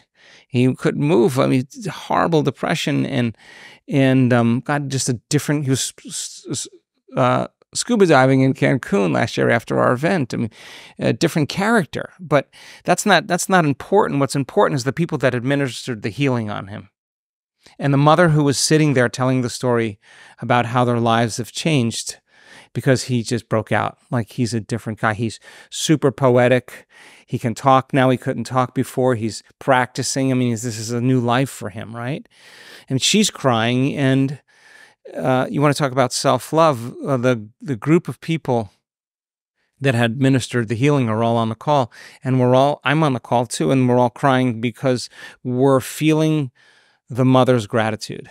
And I think that's one of the greatest ways we can feel gratitude is when we receive it. So some kind of empathy is born that says that, God, we made a difference in someone's life. We took care of somebody in the tribe. Like we're strengthened because of this. And this kind of empathy that takes place kind of draws us closer together, when we bond better. So the experience then for that person who administers the healing is creating a level of love that they hadn't had before. And it wasn't from getting the sports car, and it wasn't from going on the vacation. It was by giving to somebody else. And then opening your heart becomes less of a technique. It's not a technique any longer. It's just a way, right? It's a thing. And so the people that do these coherence healings remotely, and great studies on autism, great studies on PTSD, great effects on all kinds of health conditions remotely, I have sat with them and they say, I would never miss. I would never miss because I could have the worst day in the world. And I can, when it's no longer about me, it's about somebody else. And I can do this and I can make a change in a person's life. They're moving closer to love, right? They're the experience then from that experience that they've never had before, or the repeated experience brings them so much joy, so much love, that they need less from their outer world. And I think that we're wired to be that way. Self-regulation, the term that gets thrown around an awful lot. What's that mean to you tactically? How do you employ that? It's so easy in a matter of seconds to react to someone or something, to respond to some stray thought, and in a matter of seconds default back to those subconscious and unconscious programs, because that emotion is driving you to behave as if you're in the past. It's automatic, right? So it's seamless. The default system causes us to lose our connection to the vision of the future, our belief in the future, and it happens so fast that we forget of that future, right? So self-regulation is the ability to regulate or control your internal state of how you're thinking and feeling in a condition in your environment that normally would create another feeling or another emotion, right? So here's one of the things we did in our studies. We don't do it anymore, but we did it for a long time. We saw that our community, we could teach them how to make their heart beat more coherently. And when the heart does that, it sends out a magnetic field up to 3 meters wide. It's a big field. And people can get really good at that, and you can do it in a ballroom with 1,000 other people or 2,000 other people. Close your eyes, forget about your outer environment, breathe and feel, practice feeling these elevated emotions, get good at it, and you can manage that, okay? But what about when you open your eyes now? What happens when you walk out into your life, And so we decided that we would take our entire community and we would put them in circumstances and conditions, whether it was rappelling off the side of a building or standing on the top of a 50-foot pole and reaching for, jumping for a trampoline, whatever it was. Bit of dysregulation. Something to disrupt that level of order. And this was not about an adrenaline rush. This was actually about the opposite. That if you put the person in the circumstances that would normally cause an automatic fear response, automatic vigilance, automatic anxiety, and give them something to do and teach them how to regulate their internal state and get back into heart coherence. And they're wearing monitors, right, when we're doing this. Practice that and accomplish, right? If you could self-regulate in that moment and you return back into your life and you just did it there, it's going to feel like you should be able to do it in your life as well. Not only that, if you put the stakes really high and the threshold is really high, then you face the problems in your life. You're like, that's not so bad relative to what I just did. So self-regulation is to be able to change your emotional state, get back into that heart relaxed. The formula that we discovered is that the more relaxed you are in your heart, the more awake you are in your brain. For some reason, if you keep relaxing in your heart, the brain keeps becoming more awake and aware. So instead of stressed out, unconscious, and living in a program, practicing relaxing your heart and awaken your brain can actually become a habit. So being able to regulate your emotional state in the same environment. In other words, think, act, and feel differently in the same conditions in your life. And that's regulation. What are the cues that you're getting people to follow? What are the most powerful ways that people can self-regulate? Oh my goodness. We discovered that when energy makes it to the heart and it moves to the brain, we start seeing this resonance that starts to take place in the brain. In other words, if people get really good at this, their brain has a delta wave that's acting as a carrier to a theta wave. And the theta wave is in a resonance or a harmonic to an alpha to beta, beta to high beta, and high beta right to gamma, right? So we practice doing that with our eyes closed, and we do it over and over again, relaxed and awake, relaxed and awake. And then, of course, we practice the walking meditation. So if you can do it seated in your chair, let's stand up. Let's all go to the beach. Let's practice standing up. Why? Because you got to practice standing up. Practice with your eyes closed. Do the same thing you were doing laying down. Now do it standing up. Okay, now I can do it standing up. I can change my state. Now let's open your eyes. Now, when you say do it standing up, what is it? Practice relaxing in your heart. It's a formula that we use. It's a meditation that we use. And we take people through it. So practice that, standing up instead of laying down. Now open your eyes and self-regulate. Practice doing that with your eyes open until it becomes a habit, right? So walk in that state with your eyes open. Keep practicing that over and over again. Sooner or later, it's going to become easier and easier for you to do it. So when a person has practiced it enough times, they can create the distinction. They can know the difference between when they're there and when they're not. Like they'll know it immediately. They lose it. Like they fall from grace. I lost it. So then they have just one of two choices. Stay in the program the rest of the day and complain, blame, and make excuses and feel sorry for yourself. Or pause for a moment, excuse yourself, get back into that state, relax in your heart and awaken your brain again. And being able to do it when you're out of balance is the reason why we do it. We're doing it to get back into balance. So it takes practice, but gosh, we have so many people that do it really well. To walk as it, practice with your eyes open, just like you do with your eyes closed. Talk to me about the power of mental rehearsal. This is something that you spend an awful lot of time working on. So I'm always fascinated with neurogenesis or growth in the brain. I've always been fascinated by it. And so if you look at a musician, you look at an athlete, you look at a performer or an actress, you look at a dancer, anybody who's learning a skill, there's a period of time where they have to consciously practice what they're doing. They have to consciously put a lot of their attention, a lot of their awareness, and a lot of their energy on what they're doing. It takes a lot of energy for them to start this whole process. If they keep practicing it after a period of time, the redundancy of the experience then starts to install enough circuitry for them to do it more automatically. It just gets more natural and easy. And that's kind of the physical rehearsal of whatever they're doing. That's really important. But what separates that person to the mind of the champion is the person who will sit down and rehearse the act of what they're about to do. They'll take the time and they'll mentally rehearse the action. And what the research shows is that when you mentally rehearse doing something, the brain does not know the difference between the outside world event and what you're imagining in your mind. To the brain, it's exactly the same. So as you begin to rehearse what you're doing and you put yourself in the scene and you practice it, if the brain doesn't know the difference between the real life experience that's out there and what you're rehearsing in your mind, experience creates circuitry in the brain. So you start laying down hardware in the brain to look like you've done it, to look like you've already experienced it. Now the brain's, as I said, no longer a record of the past. It's now becoming a map to the future, okay? Keep practicing it, doing it past that point, keep rehearsing it. Then all of a sudden, nerve cells that fire together, wire together.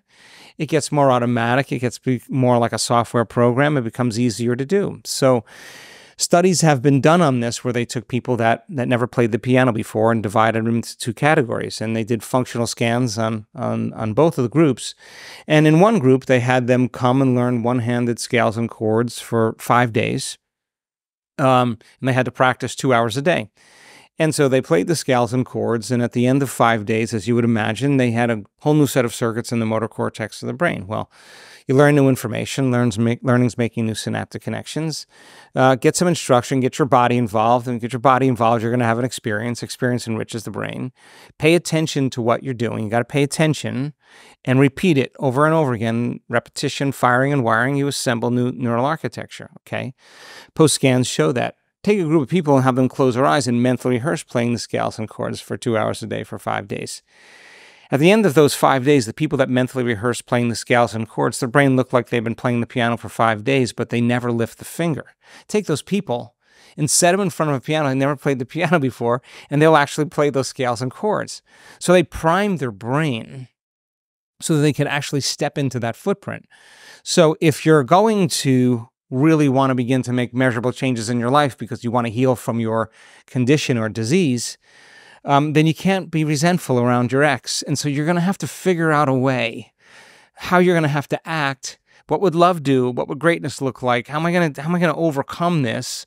And how am I going to behave in this circumstance? Because the 1 hour of my good meditation where I felt great in my heart and connected and coherent in my brain, and then the rest of the day, I'm frustrated and impatient. Okay, I got to figure this out. So I'm feeling better. I'm sleeping better. I have more energy. I have less pain, but my values are still the same. Okay, 1 hour against 15 hours. I gotta start rehearsing so I could actually get in the game so that I'm not going to fall and return back to the default to that old personality because I'm not going to heal. Throughout this conversation, I've had this idea in my mind of sort of the shallowness of a lot of practice that doesn't necessarily incorporate this. And I've spent a lot of time with some very, very smart people that are very, very effective at getting behavior to change. But I often wonder about how much deeper than the behavior it goes into belief about what they're worthy of. Many people are really great at doing things, even if they don't think that they're worthy of doing them. For that's kind of like the intrinsic side of imposter syndrome when you succeed. I didn't believe that I could do the thing. I went out and did the thing, and yet I still don't feel like I was worthy of the success that doing the thing gave me. Yeah. Right? Yeah. And it kind of shows to me this, I think shallowness is the closest word that I can think of. Let's see how I can say this. I thought people came to our work to heal, to create abundance, to get a new job, to have a new relationship, to have a mystical experience. I really thought that. Those were the reasons that they thought they came. But really, what they're really coming for is wholeness. Because when you're whole, it's really hard to want. And you could only want when you're in lack or you're in separation. And we actually create from lack. We actually create from separation. If you see something that you don't have, that someone else has, and you're aware now that it exists, and you say, I want that, the lack of not having it actually inspires you to create and get it, right? So we create from lack and separation. And so if people are spending their whole time in their life working really hard to get the things that they want, behaving differently so they can get that thing, and then when the novelty wears off from that thing, here comes that feeling again of lack and separation. And we reach a point in our life, for many people, where nothing's making that feeling go away. And that's a really important moment in life where you start realizing, oh my God, I got to wake up, because there's never going to be something that does it out there. Well, that's one of the reasons I think that you get sort of gold medalist syndrome, or whatever the equivalent is, that you can always justify to yourself that, that's it. It wasn't the $2 million house. It's the $4 million. That's the one. This was just the reason that I still feel empty after having achieved that. It wasn't the corner office. It's the corner office with the penthouse windows at the top. It wasn't the wife. And there is always a mañana. Yeah, I think people confuse pleasure and happiness on one level. And God, I have sat with billionaires, and more than one, and they have leaned over and said to me, we are miserable. We are in agony. We can't even enjoy a sunset, because money has nothing, or success has nothing to do with genuine, authentic joy. And mastering yourself, overcoming yourself in so many ways creates so much wholeness and order in the nervous system. so much wholeness that you don't want anything anymore. And that's a great moment when you feel so whole that you no longer want. That's the moment you're free. I think that's the moment you really feel free. So it is deeper than that. Yeah. I think there's an intrinsic, innate quality for us to remember something deeper and more profound in us. And I think when people have that full-on sensory internal experience, that moment of connection, that overcoming, that arousal, that whatever that is, that connection or union, I think when they feel these elevated states, they stop looking outside of it, outside of themselves for it. They start looking within, and I think that's a really great moment. And I don't know how deep that rabbit hole goes, but I know that there's always more love to feel when we do that.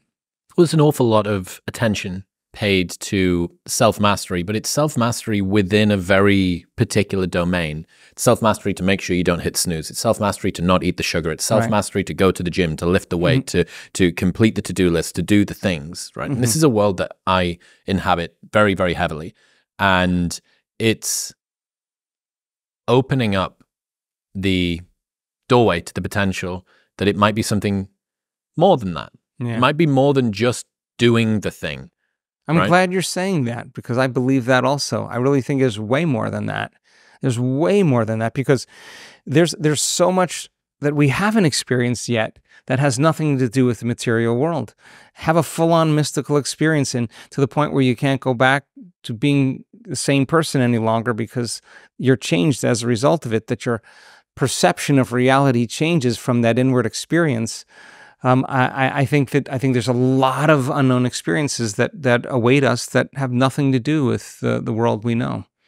Do you think that everybody has the same propensity, openness to these sorts of experiences? There are some people that I'm around and that I'm friends with, and I think in order to get you to the stage where you would be keen to open the door to the mystical experience, we're going to have to drag you kicking and screaming through a mile of glass. Yeah, I think when people are ready, they're ready, and people meet information on their own level, and I think that's great. I think everybody's on the journey back to source, and you gotta forget that you're source to have the experience of something other than it, and I think it's a process of awakening. And so, God, I think there's so much more to experience in life besides that, and having those moments, of those transcendental moments where you realize that there is something greater.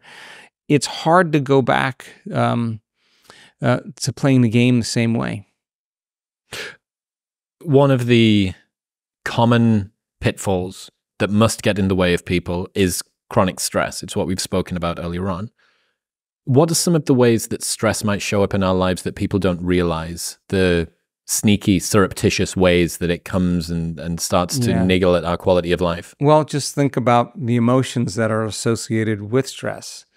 It's anger, it's hatred, it's violence, it's hostility, it's judgment, it's competition, it's control, it's envy, it's jealousy, it's insecurity, it's fear, it's anxiety, it's vigilance, it's hopelessness, it's powerlessness, it's guilt, it's shame. And psychology calls all of those emotional states normal human states of consciousness. Those are altered states of consciousness. So if you're feeling any one of those emotional states, more than likely you're having a stress response. The problem is we get so conditioned into it that we don't know how to feel any other way. So I think we describe change in this work as being greater than your body, being greater than the body that's been conditioned emotionally into the past, and being greater than the body when it's programmed into a predictable future.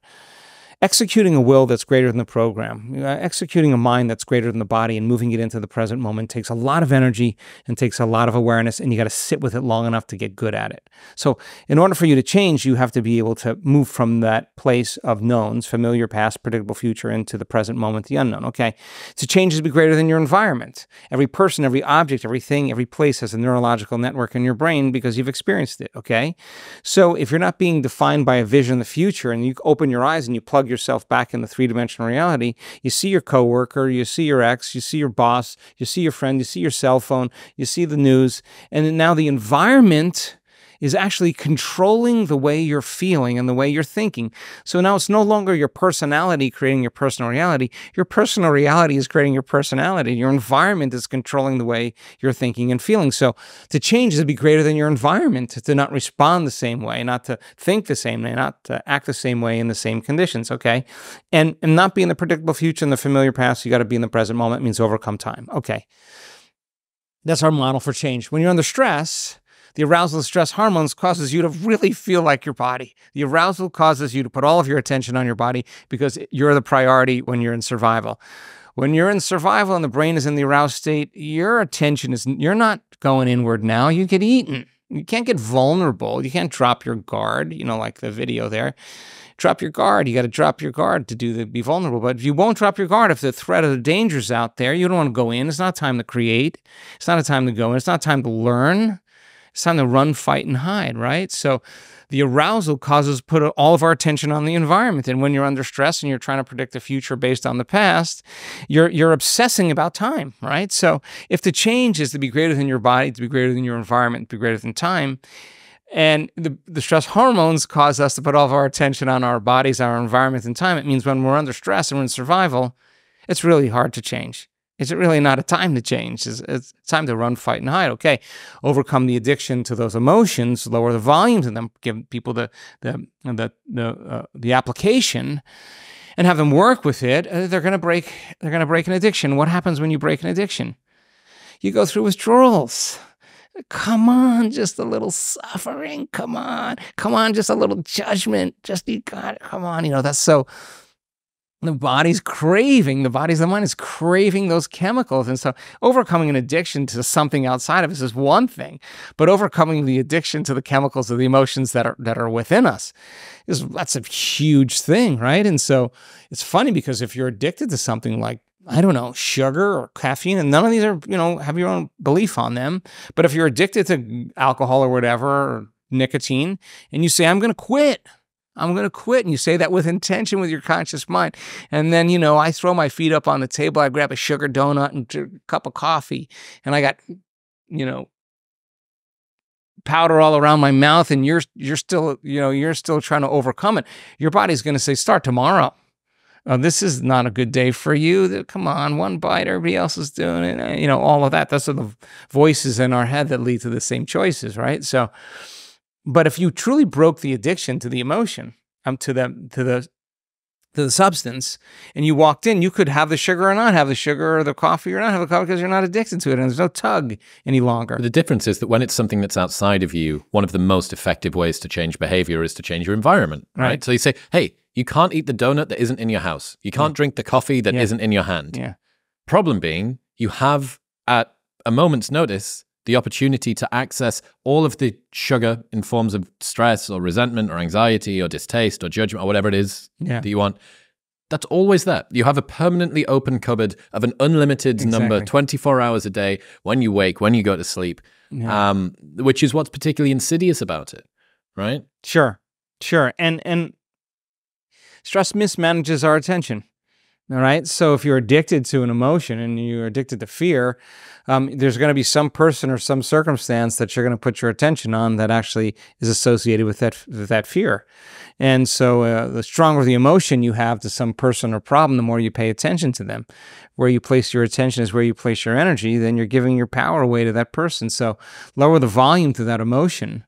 Overcome the addiction, you'll take your attention off that person or problem, and that's energy that's coming back to you, and it actually builds your own field. Now there's energy to heal. Now there's energy to create. There's energy to design a new future. So lowering the volume to the emotion, overcoming the addiction is an art, because you go through that period of cravings where your body, which has been conditioned to be the mind, is telling you, come on, just one memory, come on, just do it once, and if people are white-knuckling it and they don't know what to do, then it becomes like withdrawals. Give them something to do. Let me replace this emotion. Let me replace this thought. Let me do something differently.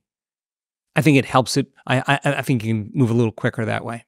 I saw a study a little while ago about the Boston Marathon bombing, and they compared people who had actually been there during the bombing and their level of trauma response after the event to people who hadn't been there but had watched more than 90 minutes of news coverage about it. The people that watched more than 90 minutes of news coverage about it had a worse, more severe trauma response than people who were actually literally there while the bomb went off. Yeah. What is your perspective on a always-on world with technology, with 24-hour news, with social media, with screens? What you're talking about here is connecting to ourselves. We're in a world which is always trying to get us to connect to something else. Yeah. Just how important is it to disconnect? Oh, I think it's super important. I think who controls the information controls the behavior of the masses, right? I think that's just the way it is, because information causes us to be aware of something. So if you accept that information as the truth, you get a collective group of people all behaving in the same way. So, wow, what an amazing time in history right now, because if you look around, so many different paradigms are collapsing around us, and wow, it's a crazy time to be alive. So I don't know what information, honestly, to trust anymore. There's just so much information out there, and I think that there are motives for self-interest in the world that aren't genuinely good for human beings. So I think it's important for people to commune, to connect, to bond, to interact in 3D reality. That's why we do our events in person, because something emergent happens in a collective group of individuals that come together. We've measured the energy in the room. It's something emerges that wasn't there before when you show up and you commune, and community is the answer. So technology, I think it robs our pleasure centers. It hijacks them to higher and higher levels, and I think technology causes us to get to a point where we can't find pleasure in anything except that little device that people are putting their attention on. And we do this at our events. We watch people, they don't even know that they're addicted to that device until they have to sit all day and not think about it. And then when they finally realize how addicted they were to it, when they've overcome it, they have a different reset for themselves. So I respect technology a lot, because all of my companies use it in all kinds of wonderful ways. But if you can't set that thing down and break away from it, it owns you on some level, and it's regulating your thoughts and feelings on a very high level. And so the problem that I've had with technology with younger people is that when you blow up a nation, or you punch somebody, or you break through a certain level, or you overcome something, there is an enormous release of dopamine in the brain. The pleasure centers are just dumping dopamine, but that quantity of dopamine is not normal for the brain, so the receptor sites close down, because it's like living with a spouse that always yells at you. You just close down and get desensitized to it. Well, so that means then the next time you play, you got to create more dopamine to switch those systems, switch that on. And so over time, you kind of hijack those pleasure centers to a really high level. So the problem I have with that is that learning should be a reward in and of itself. And if you just did all those crazy things on a device and your brain is stimulated to that point, you can't turn it on when it comes time to learning, and you can't learn without stimulation. I remember the first time that I started getting into meditation and reading. I tried to do a lot of pivots all at the same time. And I would sit down on my cushion at my old house in Newcastle, and I'd have my hands in my lap. And my body would move a little bit like that. And I realized that it was just so used to raw stimulation. Yeah. And I would start to read a book that is black and white text on a piece of paper that doesn't move. There's no bings or bongs or vibrations or notifications coming down from the top. And my body felt agitated. I felt agitated looking at this page because it was such low stimulus. Yeah. And it took probably over a year. Took over a year for me to actually be able to sit down and feel that as a pleasurable experience and not one that was agitating. Because and then you get this sort of second order effect of, oh my God, how stupid is it that I can't sit in front of this page? I'm so stupid. Like, what a piece of shit that I have, that I've managed to condition myself. Or I can't learn anymore. I can't learn anymore. And that's your affirmation. Actually, you're not conscious that you're saying that, but your affirmation is, I can't learn anymore, I'm not good enough, or whatever. That's your affirmation. You're actually believing that I am. And then you take it one level above that and you say, God, what a piece of shit I am that I think the thought, I can't believe. And oh my God, how smart am I that I'm the sort of person that thinks I'm the sort of person that thinks that I have this thought. It's this infinite regress of turtles all the way up. Feeling bad about feeling bad. Oh yeah. I'm a black belt 3rd degree master at that. Well, I think there is this. I think there's a limit to multitasking, and I think changing your attention so quickly on a device becomes habituated. So people's attention spans have shortened just an enormous degree. But what I think is so important is we do this work where we synchronize the heart to the brain, and when the heart and the brain are synchronized, they're actually exchanging information. Same frequency, the same energy frequency carries information. Heart and brain are synchronized. Now the heart starts to inform the brain. The brain may think, but the heart knows. And so getting those two systems in balance a lot of times allows us to gain information from within us. And I think, I don't know about you, but there's a lot of information that I'm not sure of anymore. Oh, massively. I mean, the interesting thing has been, as we've got more information, it hasn't made people better informed, it's made them more uncertain. Yeah. Because the multiplicity of inputs has resulted in so many different points of view that no one can agree on what is what anymore. Yeah, go back to the Boston Marathon. I mean, there's a lot of information that you're watching that's actually worse than you being there. Right. Is it really, or is it even real? Who knows? I mean, it's a huge interest of mine, because I think you can program people to do anything now. I'm absolutely certain of it. Relationships seem to be an interesting sandbox for patterns to appear in. There's something about being with somebody else that draws you out of yourself. You're pushed in ways that you on your own wouldn't. What are some of the patterns that people should be conscious of when they are in relationships with others? I think one of the biggest ones is you should make me happy. It's not a conscious belief, it's a subconscious belief. And only when you're happy, I'm happy. That's another challenging program to be in. And I really think that, I think we relate with everything. We relate with people, we relate intimately. But we have emotions that we share with different people. And when we share emotions, we share information, we share energy, right? So in a relationship, as long as two people are evolving have the same interests and evolve in the same direction, I think there's a lot of growth that can take place. And I think after the honeymoon stage wears off in a relationship, and now you're back to yourself, or your routine self, I think people really learn a lot about themselves and a lot about other people that they didn't know before. And so I think it's really important for people to show up in a relationship and bring their best. That just should be the deal that they make. I'm just going to bring my best, and when I can't, if I don't, I'll excuse myself and I'll get there again. Or if I ask you, will you tell me the truth? Don't tell me unless I ask you. But if I ask you, tell me the truth. So I think there's ways to grow off of each other in all kinds of relationships, but it doesn't have to be an intimate relationship. It could be all kinds of relationships. And some people just have friends they love to suffer with, or siblings they love to feel guilt with, or parents they love to feel guilt with, or enemies they love to hate. But if that enemy dies, they'll pick another one so they can still feel hate, right? So we have relationships, I think, that are based on emotions, and emotions are the end product of experience. So all men are this way, or all women this way. Because we both have the same experience, we share the same emotion, we can relate to one another. And that's what happens a lot of times when people change. They're no longer suffering any longer. They're no longer unhappy any longer.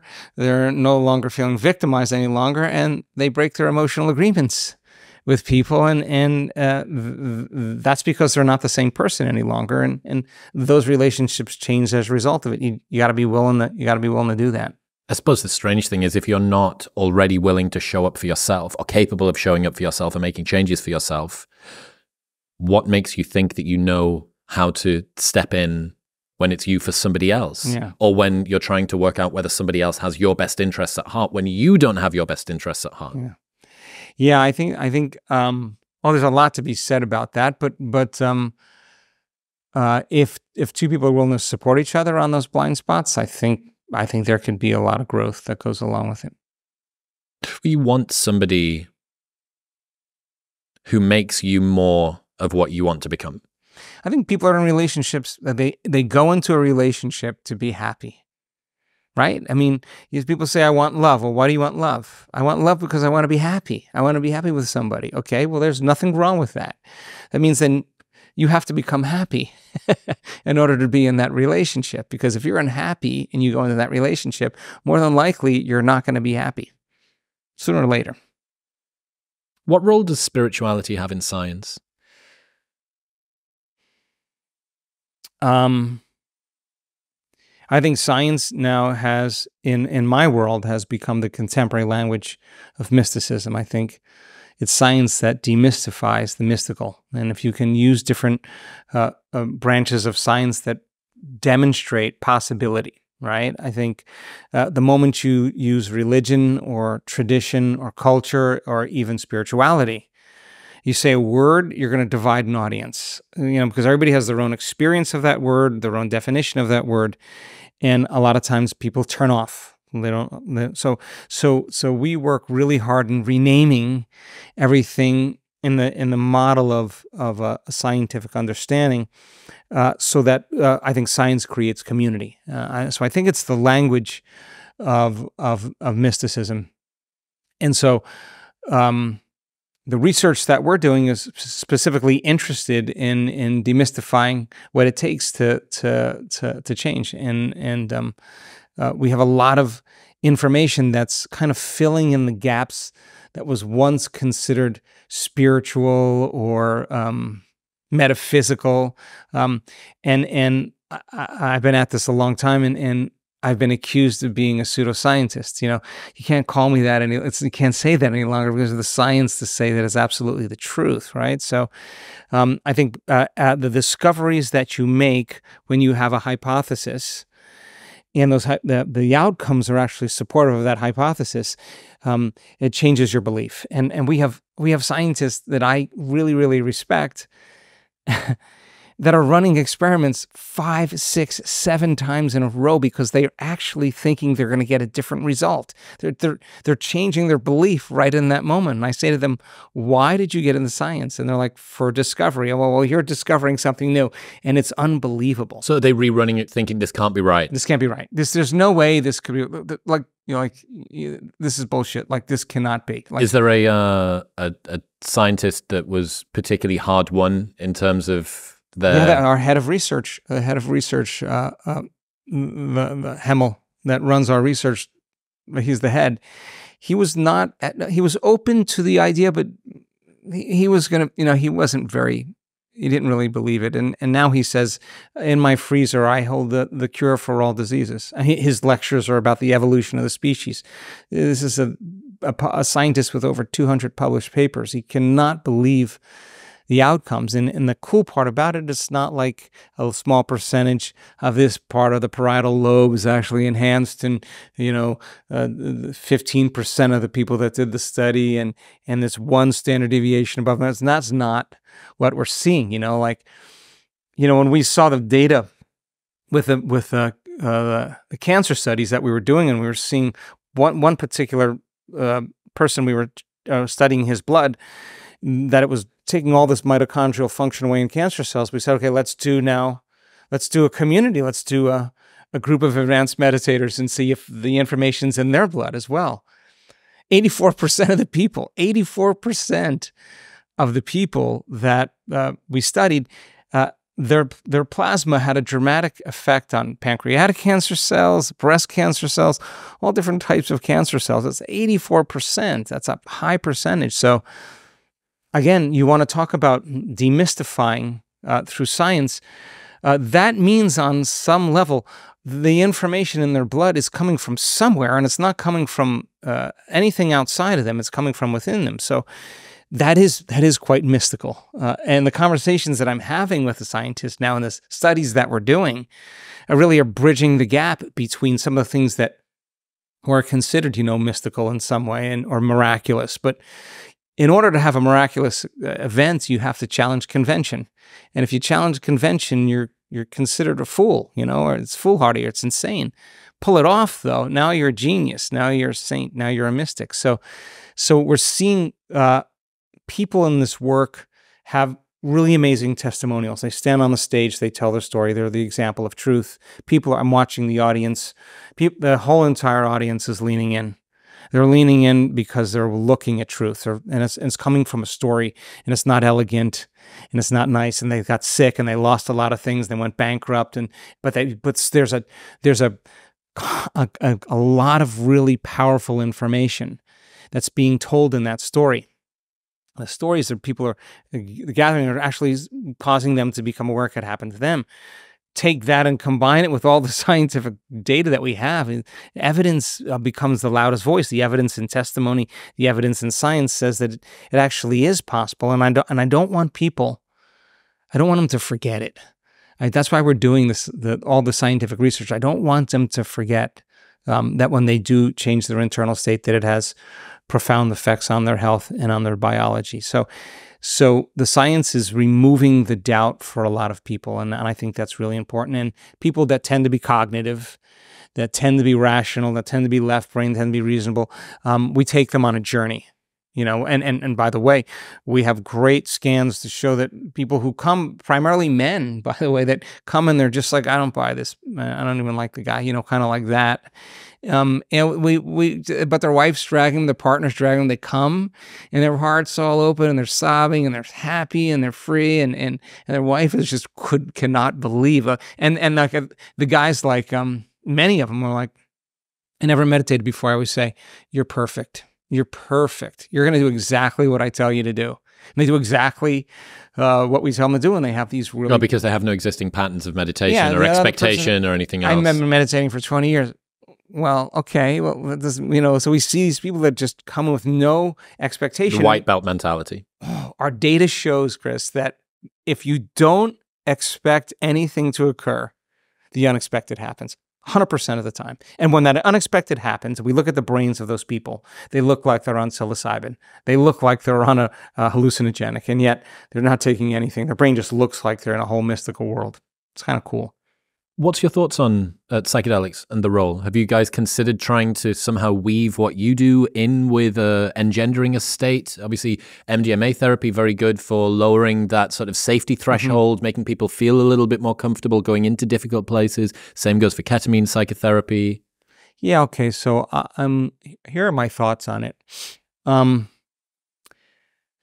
think if you use plant medicine and you use it with the intention of giving you another perspective about yourself or your life or your past, and you go into it with that intention, you go into it to understand or to learn and make it reverent, and there's rituals and there's ceremony, and you can get really into the experience and have an intention. I think it's great. And I've just used it a few times, and I had great moments. But I've also seen people, when I did my first one, I sat next to some woman and I said, how many have you done? It was my first one. She said, I've done 63 of these. And she said, I have cancer. And I said, oh, wow, you might want to try something else. It didn't work, 63, ceremonies. Times 64. Right. Number 64 is the one. Yeah, of course. And then we've seen a lot of the veterans that we work with in the Navy SEALs and prisoners. Now, we do a lot of work in prisons now. We see the same exact thing, that they're stuck and they're traumatized. Anyway, change the person in one state or another and get them beyond the trauma in some way. And wow, there's amazing changes that can actually take place in a person. So, must be interesting for you as somebody who's more familiar than probably almost anybody on the planet of higher states of consciousness experiences, of observing them in other people, of thinking about them yourself, of all of the rest of it, to then take probably the most reliable form of kind of catapulting you up there, because you've got two types of perspectives here. Right. You know what I mean? So the person then who does the drug or the ketamine or whatever, the point I'm making is that they return back into their life, and they're still living the same life. The insight never changed their behavior, right? So when we start looking at the derivatives of melatonin that are secreted from the pineal gland, we're going to start measuring those actual endogenous substances that the pineal gland makes, that is dimethyltryptamine and all of its derivatives it's manufactured in the body. So if we're seeing people's brains look like they're having a full-on mystical experience, then there should be information in residue somehow. Of course. So an event in San Diego in March, we're going to start measuring those endogenous substances. And the question is, do you really need them? You know, do you really need that exogenous substance? And I think it's great. I think it's getting another perception of the world, another perspective of life. I think it's great. But if the person really hasn't changed, that doesn't really, it really doesn't help them. It's not instrumental. So, but when people do have their own internal experience without any exogenous substance, and all of the derivatives are released and they fit in the same receptor sites, and people understand how to activate those latent systems, I think it's way more profound for the person because it's not chemically induced. The person doesn't feel chemical.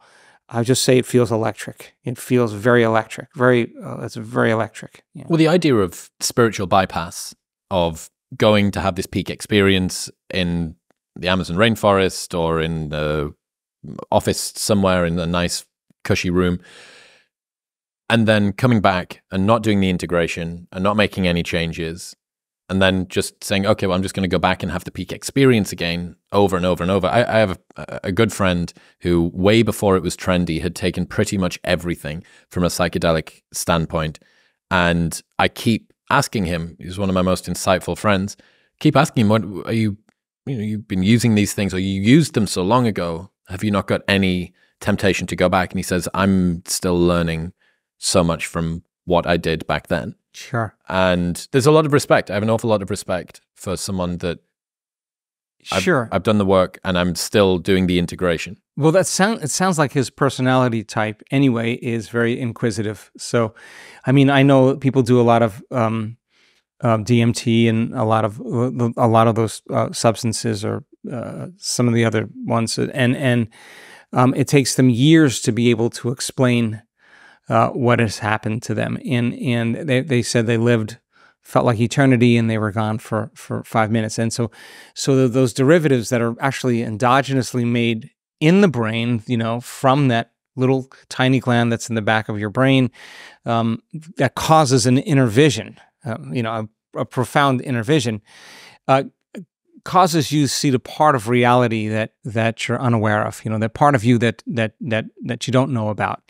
And so by releasing those particular derivatives from melatonin, and we have data that shows why is melatonin so key?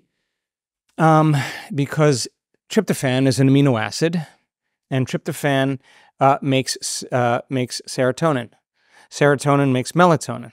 Okay, serotonin and melatonin are a function of this wavelength of frequency called visible light. So when there's light outside, your eye is picking up information from your environment, and the brain's switching on, and the pineal gland's making serotonin, and that's the daytime neurotransmitter. The inhibition of light, or the absence of light, is the loss of the wavelength of light, and serotonin converts into melatonin, and that kind of slows your brain waves down and puts you into a state of catatonia so you can rest, repair, sleep, and dream.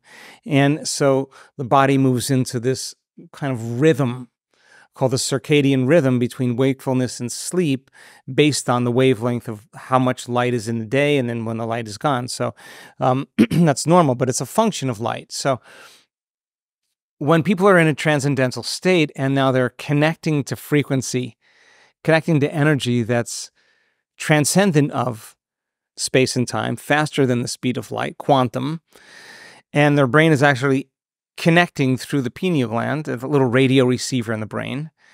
Melatonin can't be melatonin any longer because it's only related to the frequency and the wavelength of light. Now you're picking up a faster frequency, melatonin upgrades. And melatonin already causes you to dream. But now you're going to really dream, like lucid dream. Melatonin is already a powerful antioxidant. You're going to make two of the most powerful antioxidants known to man. Anti-cancer, anti-aging, anti-heart disease, anti-stroke, anti-neurodegenerative, anti-inflammatory, antimicrobial.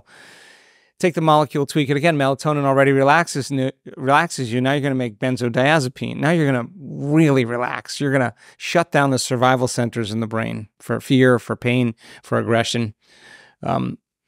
Melatonin already causes you to sleep. Now you're going to make chemicals that are going to cause you to hibernate. Like, your body's going to move into stasis. No sex drive, no appetite, no preoccupation with the environment. The body is moving into a state of stasis that you'll forget that you even have a body. That's a great way to experience another dimension.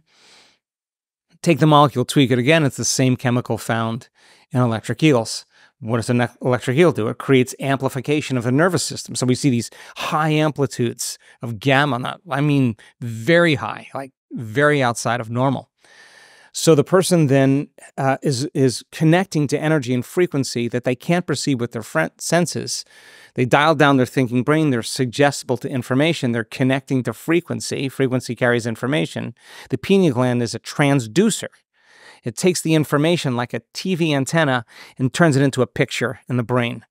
And so now melatonin produces all these derivatives that fit in the same receptor sites, like serotonin and melatonin, but it's gonna create a whole different experience for the person. So instead of them just getting dimethyltryptamine, they're getting the whole package of these derivatives, and we're just starting to measure them. And so we see that tryptophan metabolism is elevated in our the meditators that we measure, which means the pineal gland's using tryptophan, using as much as it possibly can to make these some of these derivatives. So we have devices now that will be measuring some of these derivatives just to see if it's the truth. Talking about dreaming and going to sleep, I've heard you discuss the importance of just before bed and just after waking as an opportunity to investigate what's going on in the unconscious mind. Why are those windows so important? It's really related to serotonin and melatonin, because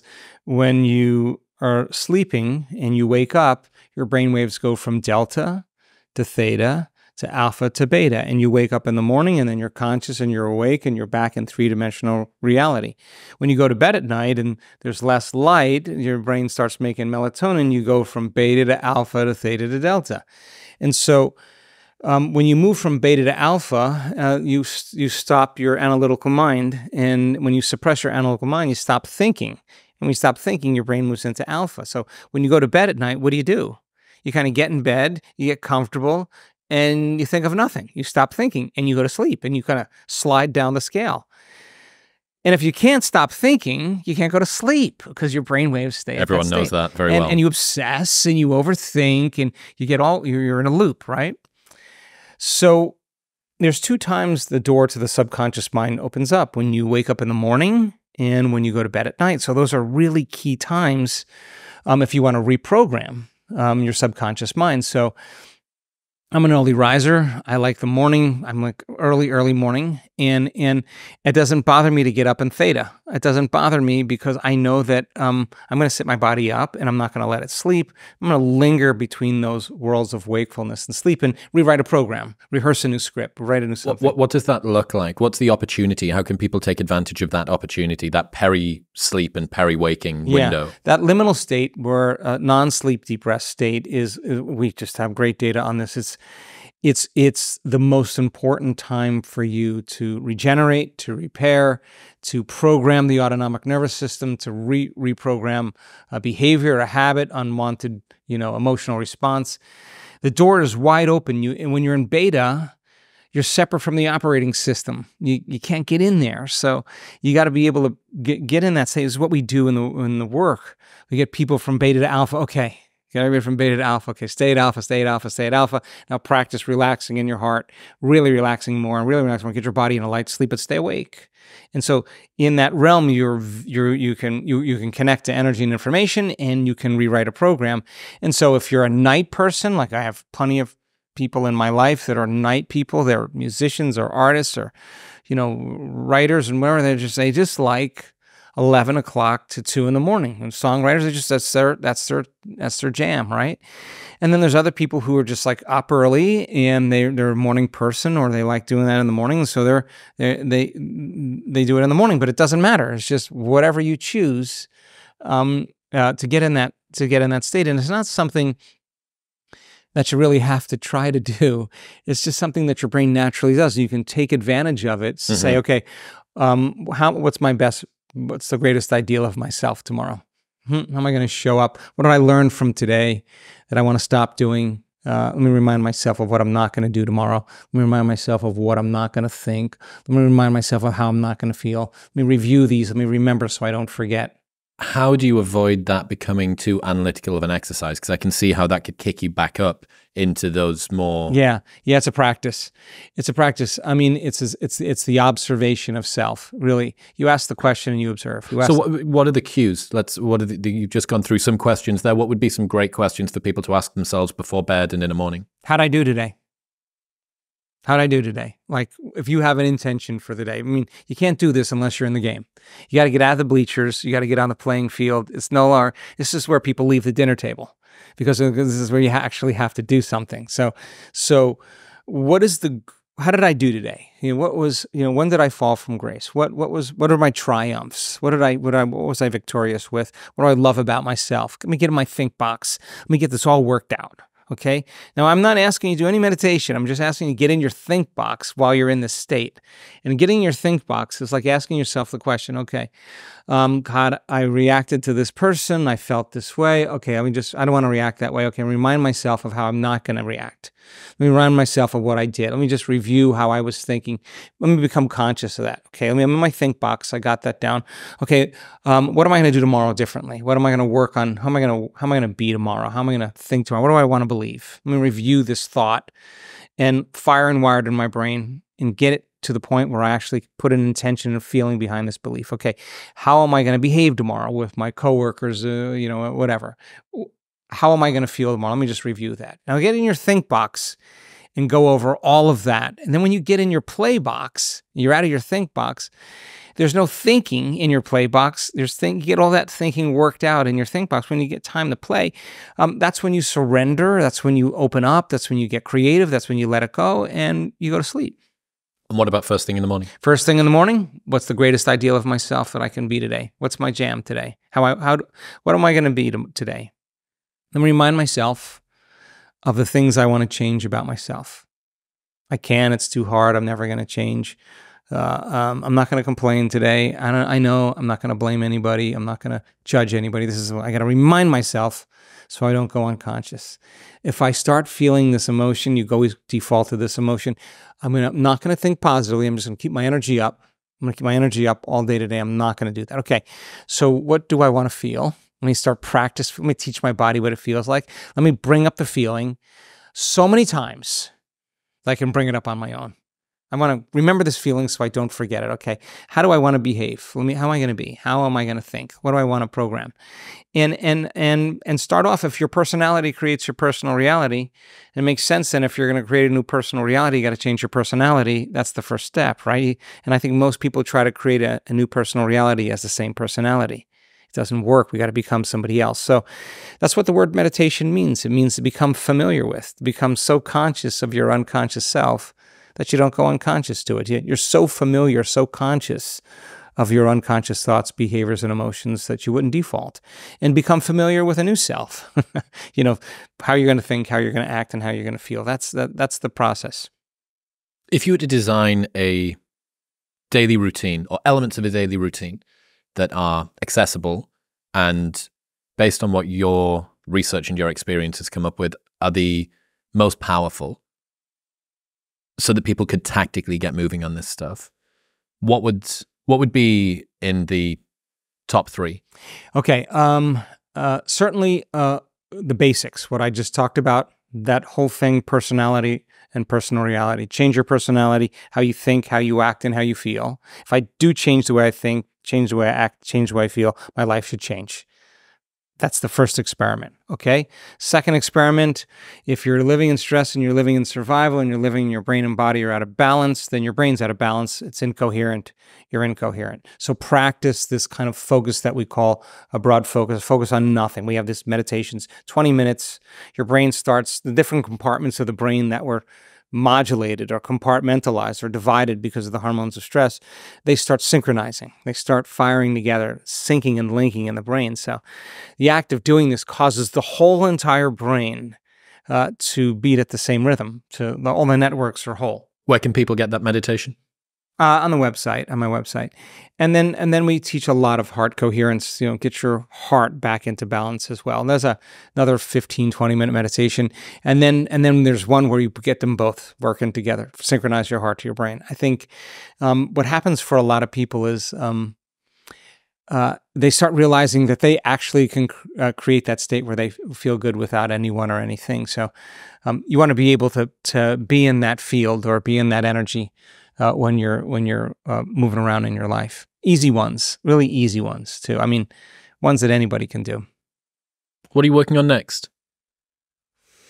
We have a documentary that's going to be coming out really soon. It really is about a lot of the science that we've done. It's coming along really well. The people have viewed it, as a pilot, really enjoyed it. So that'll be something that we'll be letting out. We have tons of more research that we're constantly doing. We have, as I said earlier, we have at least 4 or 5 papers that we're working on. We're working with prisons now. In Mexico, we've trained close to 2,000 people in a few prisons in Mexico, maybe more than that now.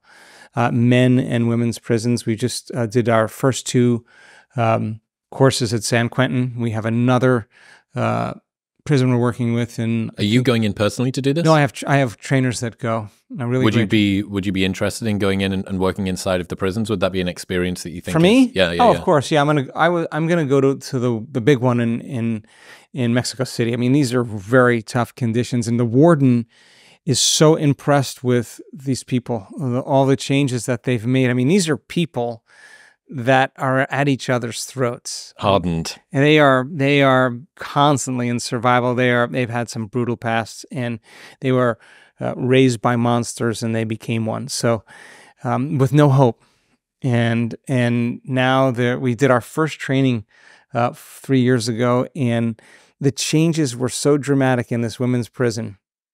I mean, they were grooming one another, they were laughing, totally connected, that all the other prisoners in the prison thought, what happened to those people? And so they pushed the administration. We went and did the whole prison. And so then we did all the men, then we did all the guards, and then we did all the administrators.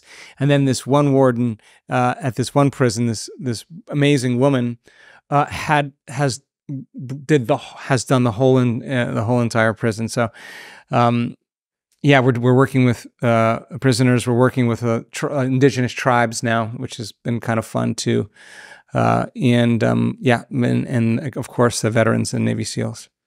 Hell yeah. Dr. Joe Dispenza, ladies and gentlemen, where should people go? They want to keep up to date with all of the things you're doing. Yeah, just the website's drjoedispenza.com. Joe, I really appreciate you. Thank you for today. Thank you, Chris. Thank you very much for tuning in. If you enjoyed that episode, you will love my 3-hour conversation with Dr. Andrew Huberman, which you can watch right here. Go on. Press it.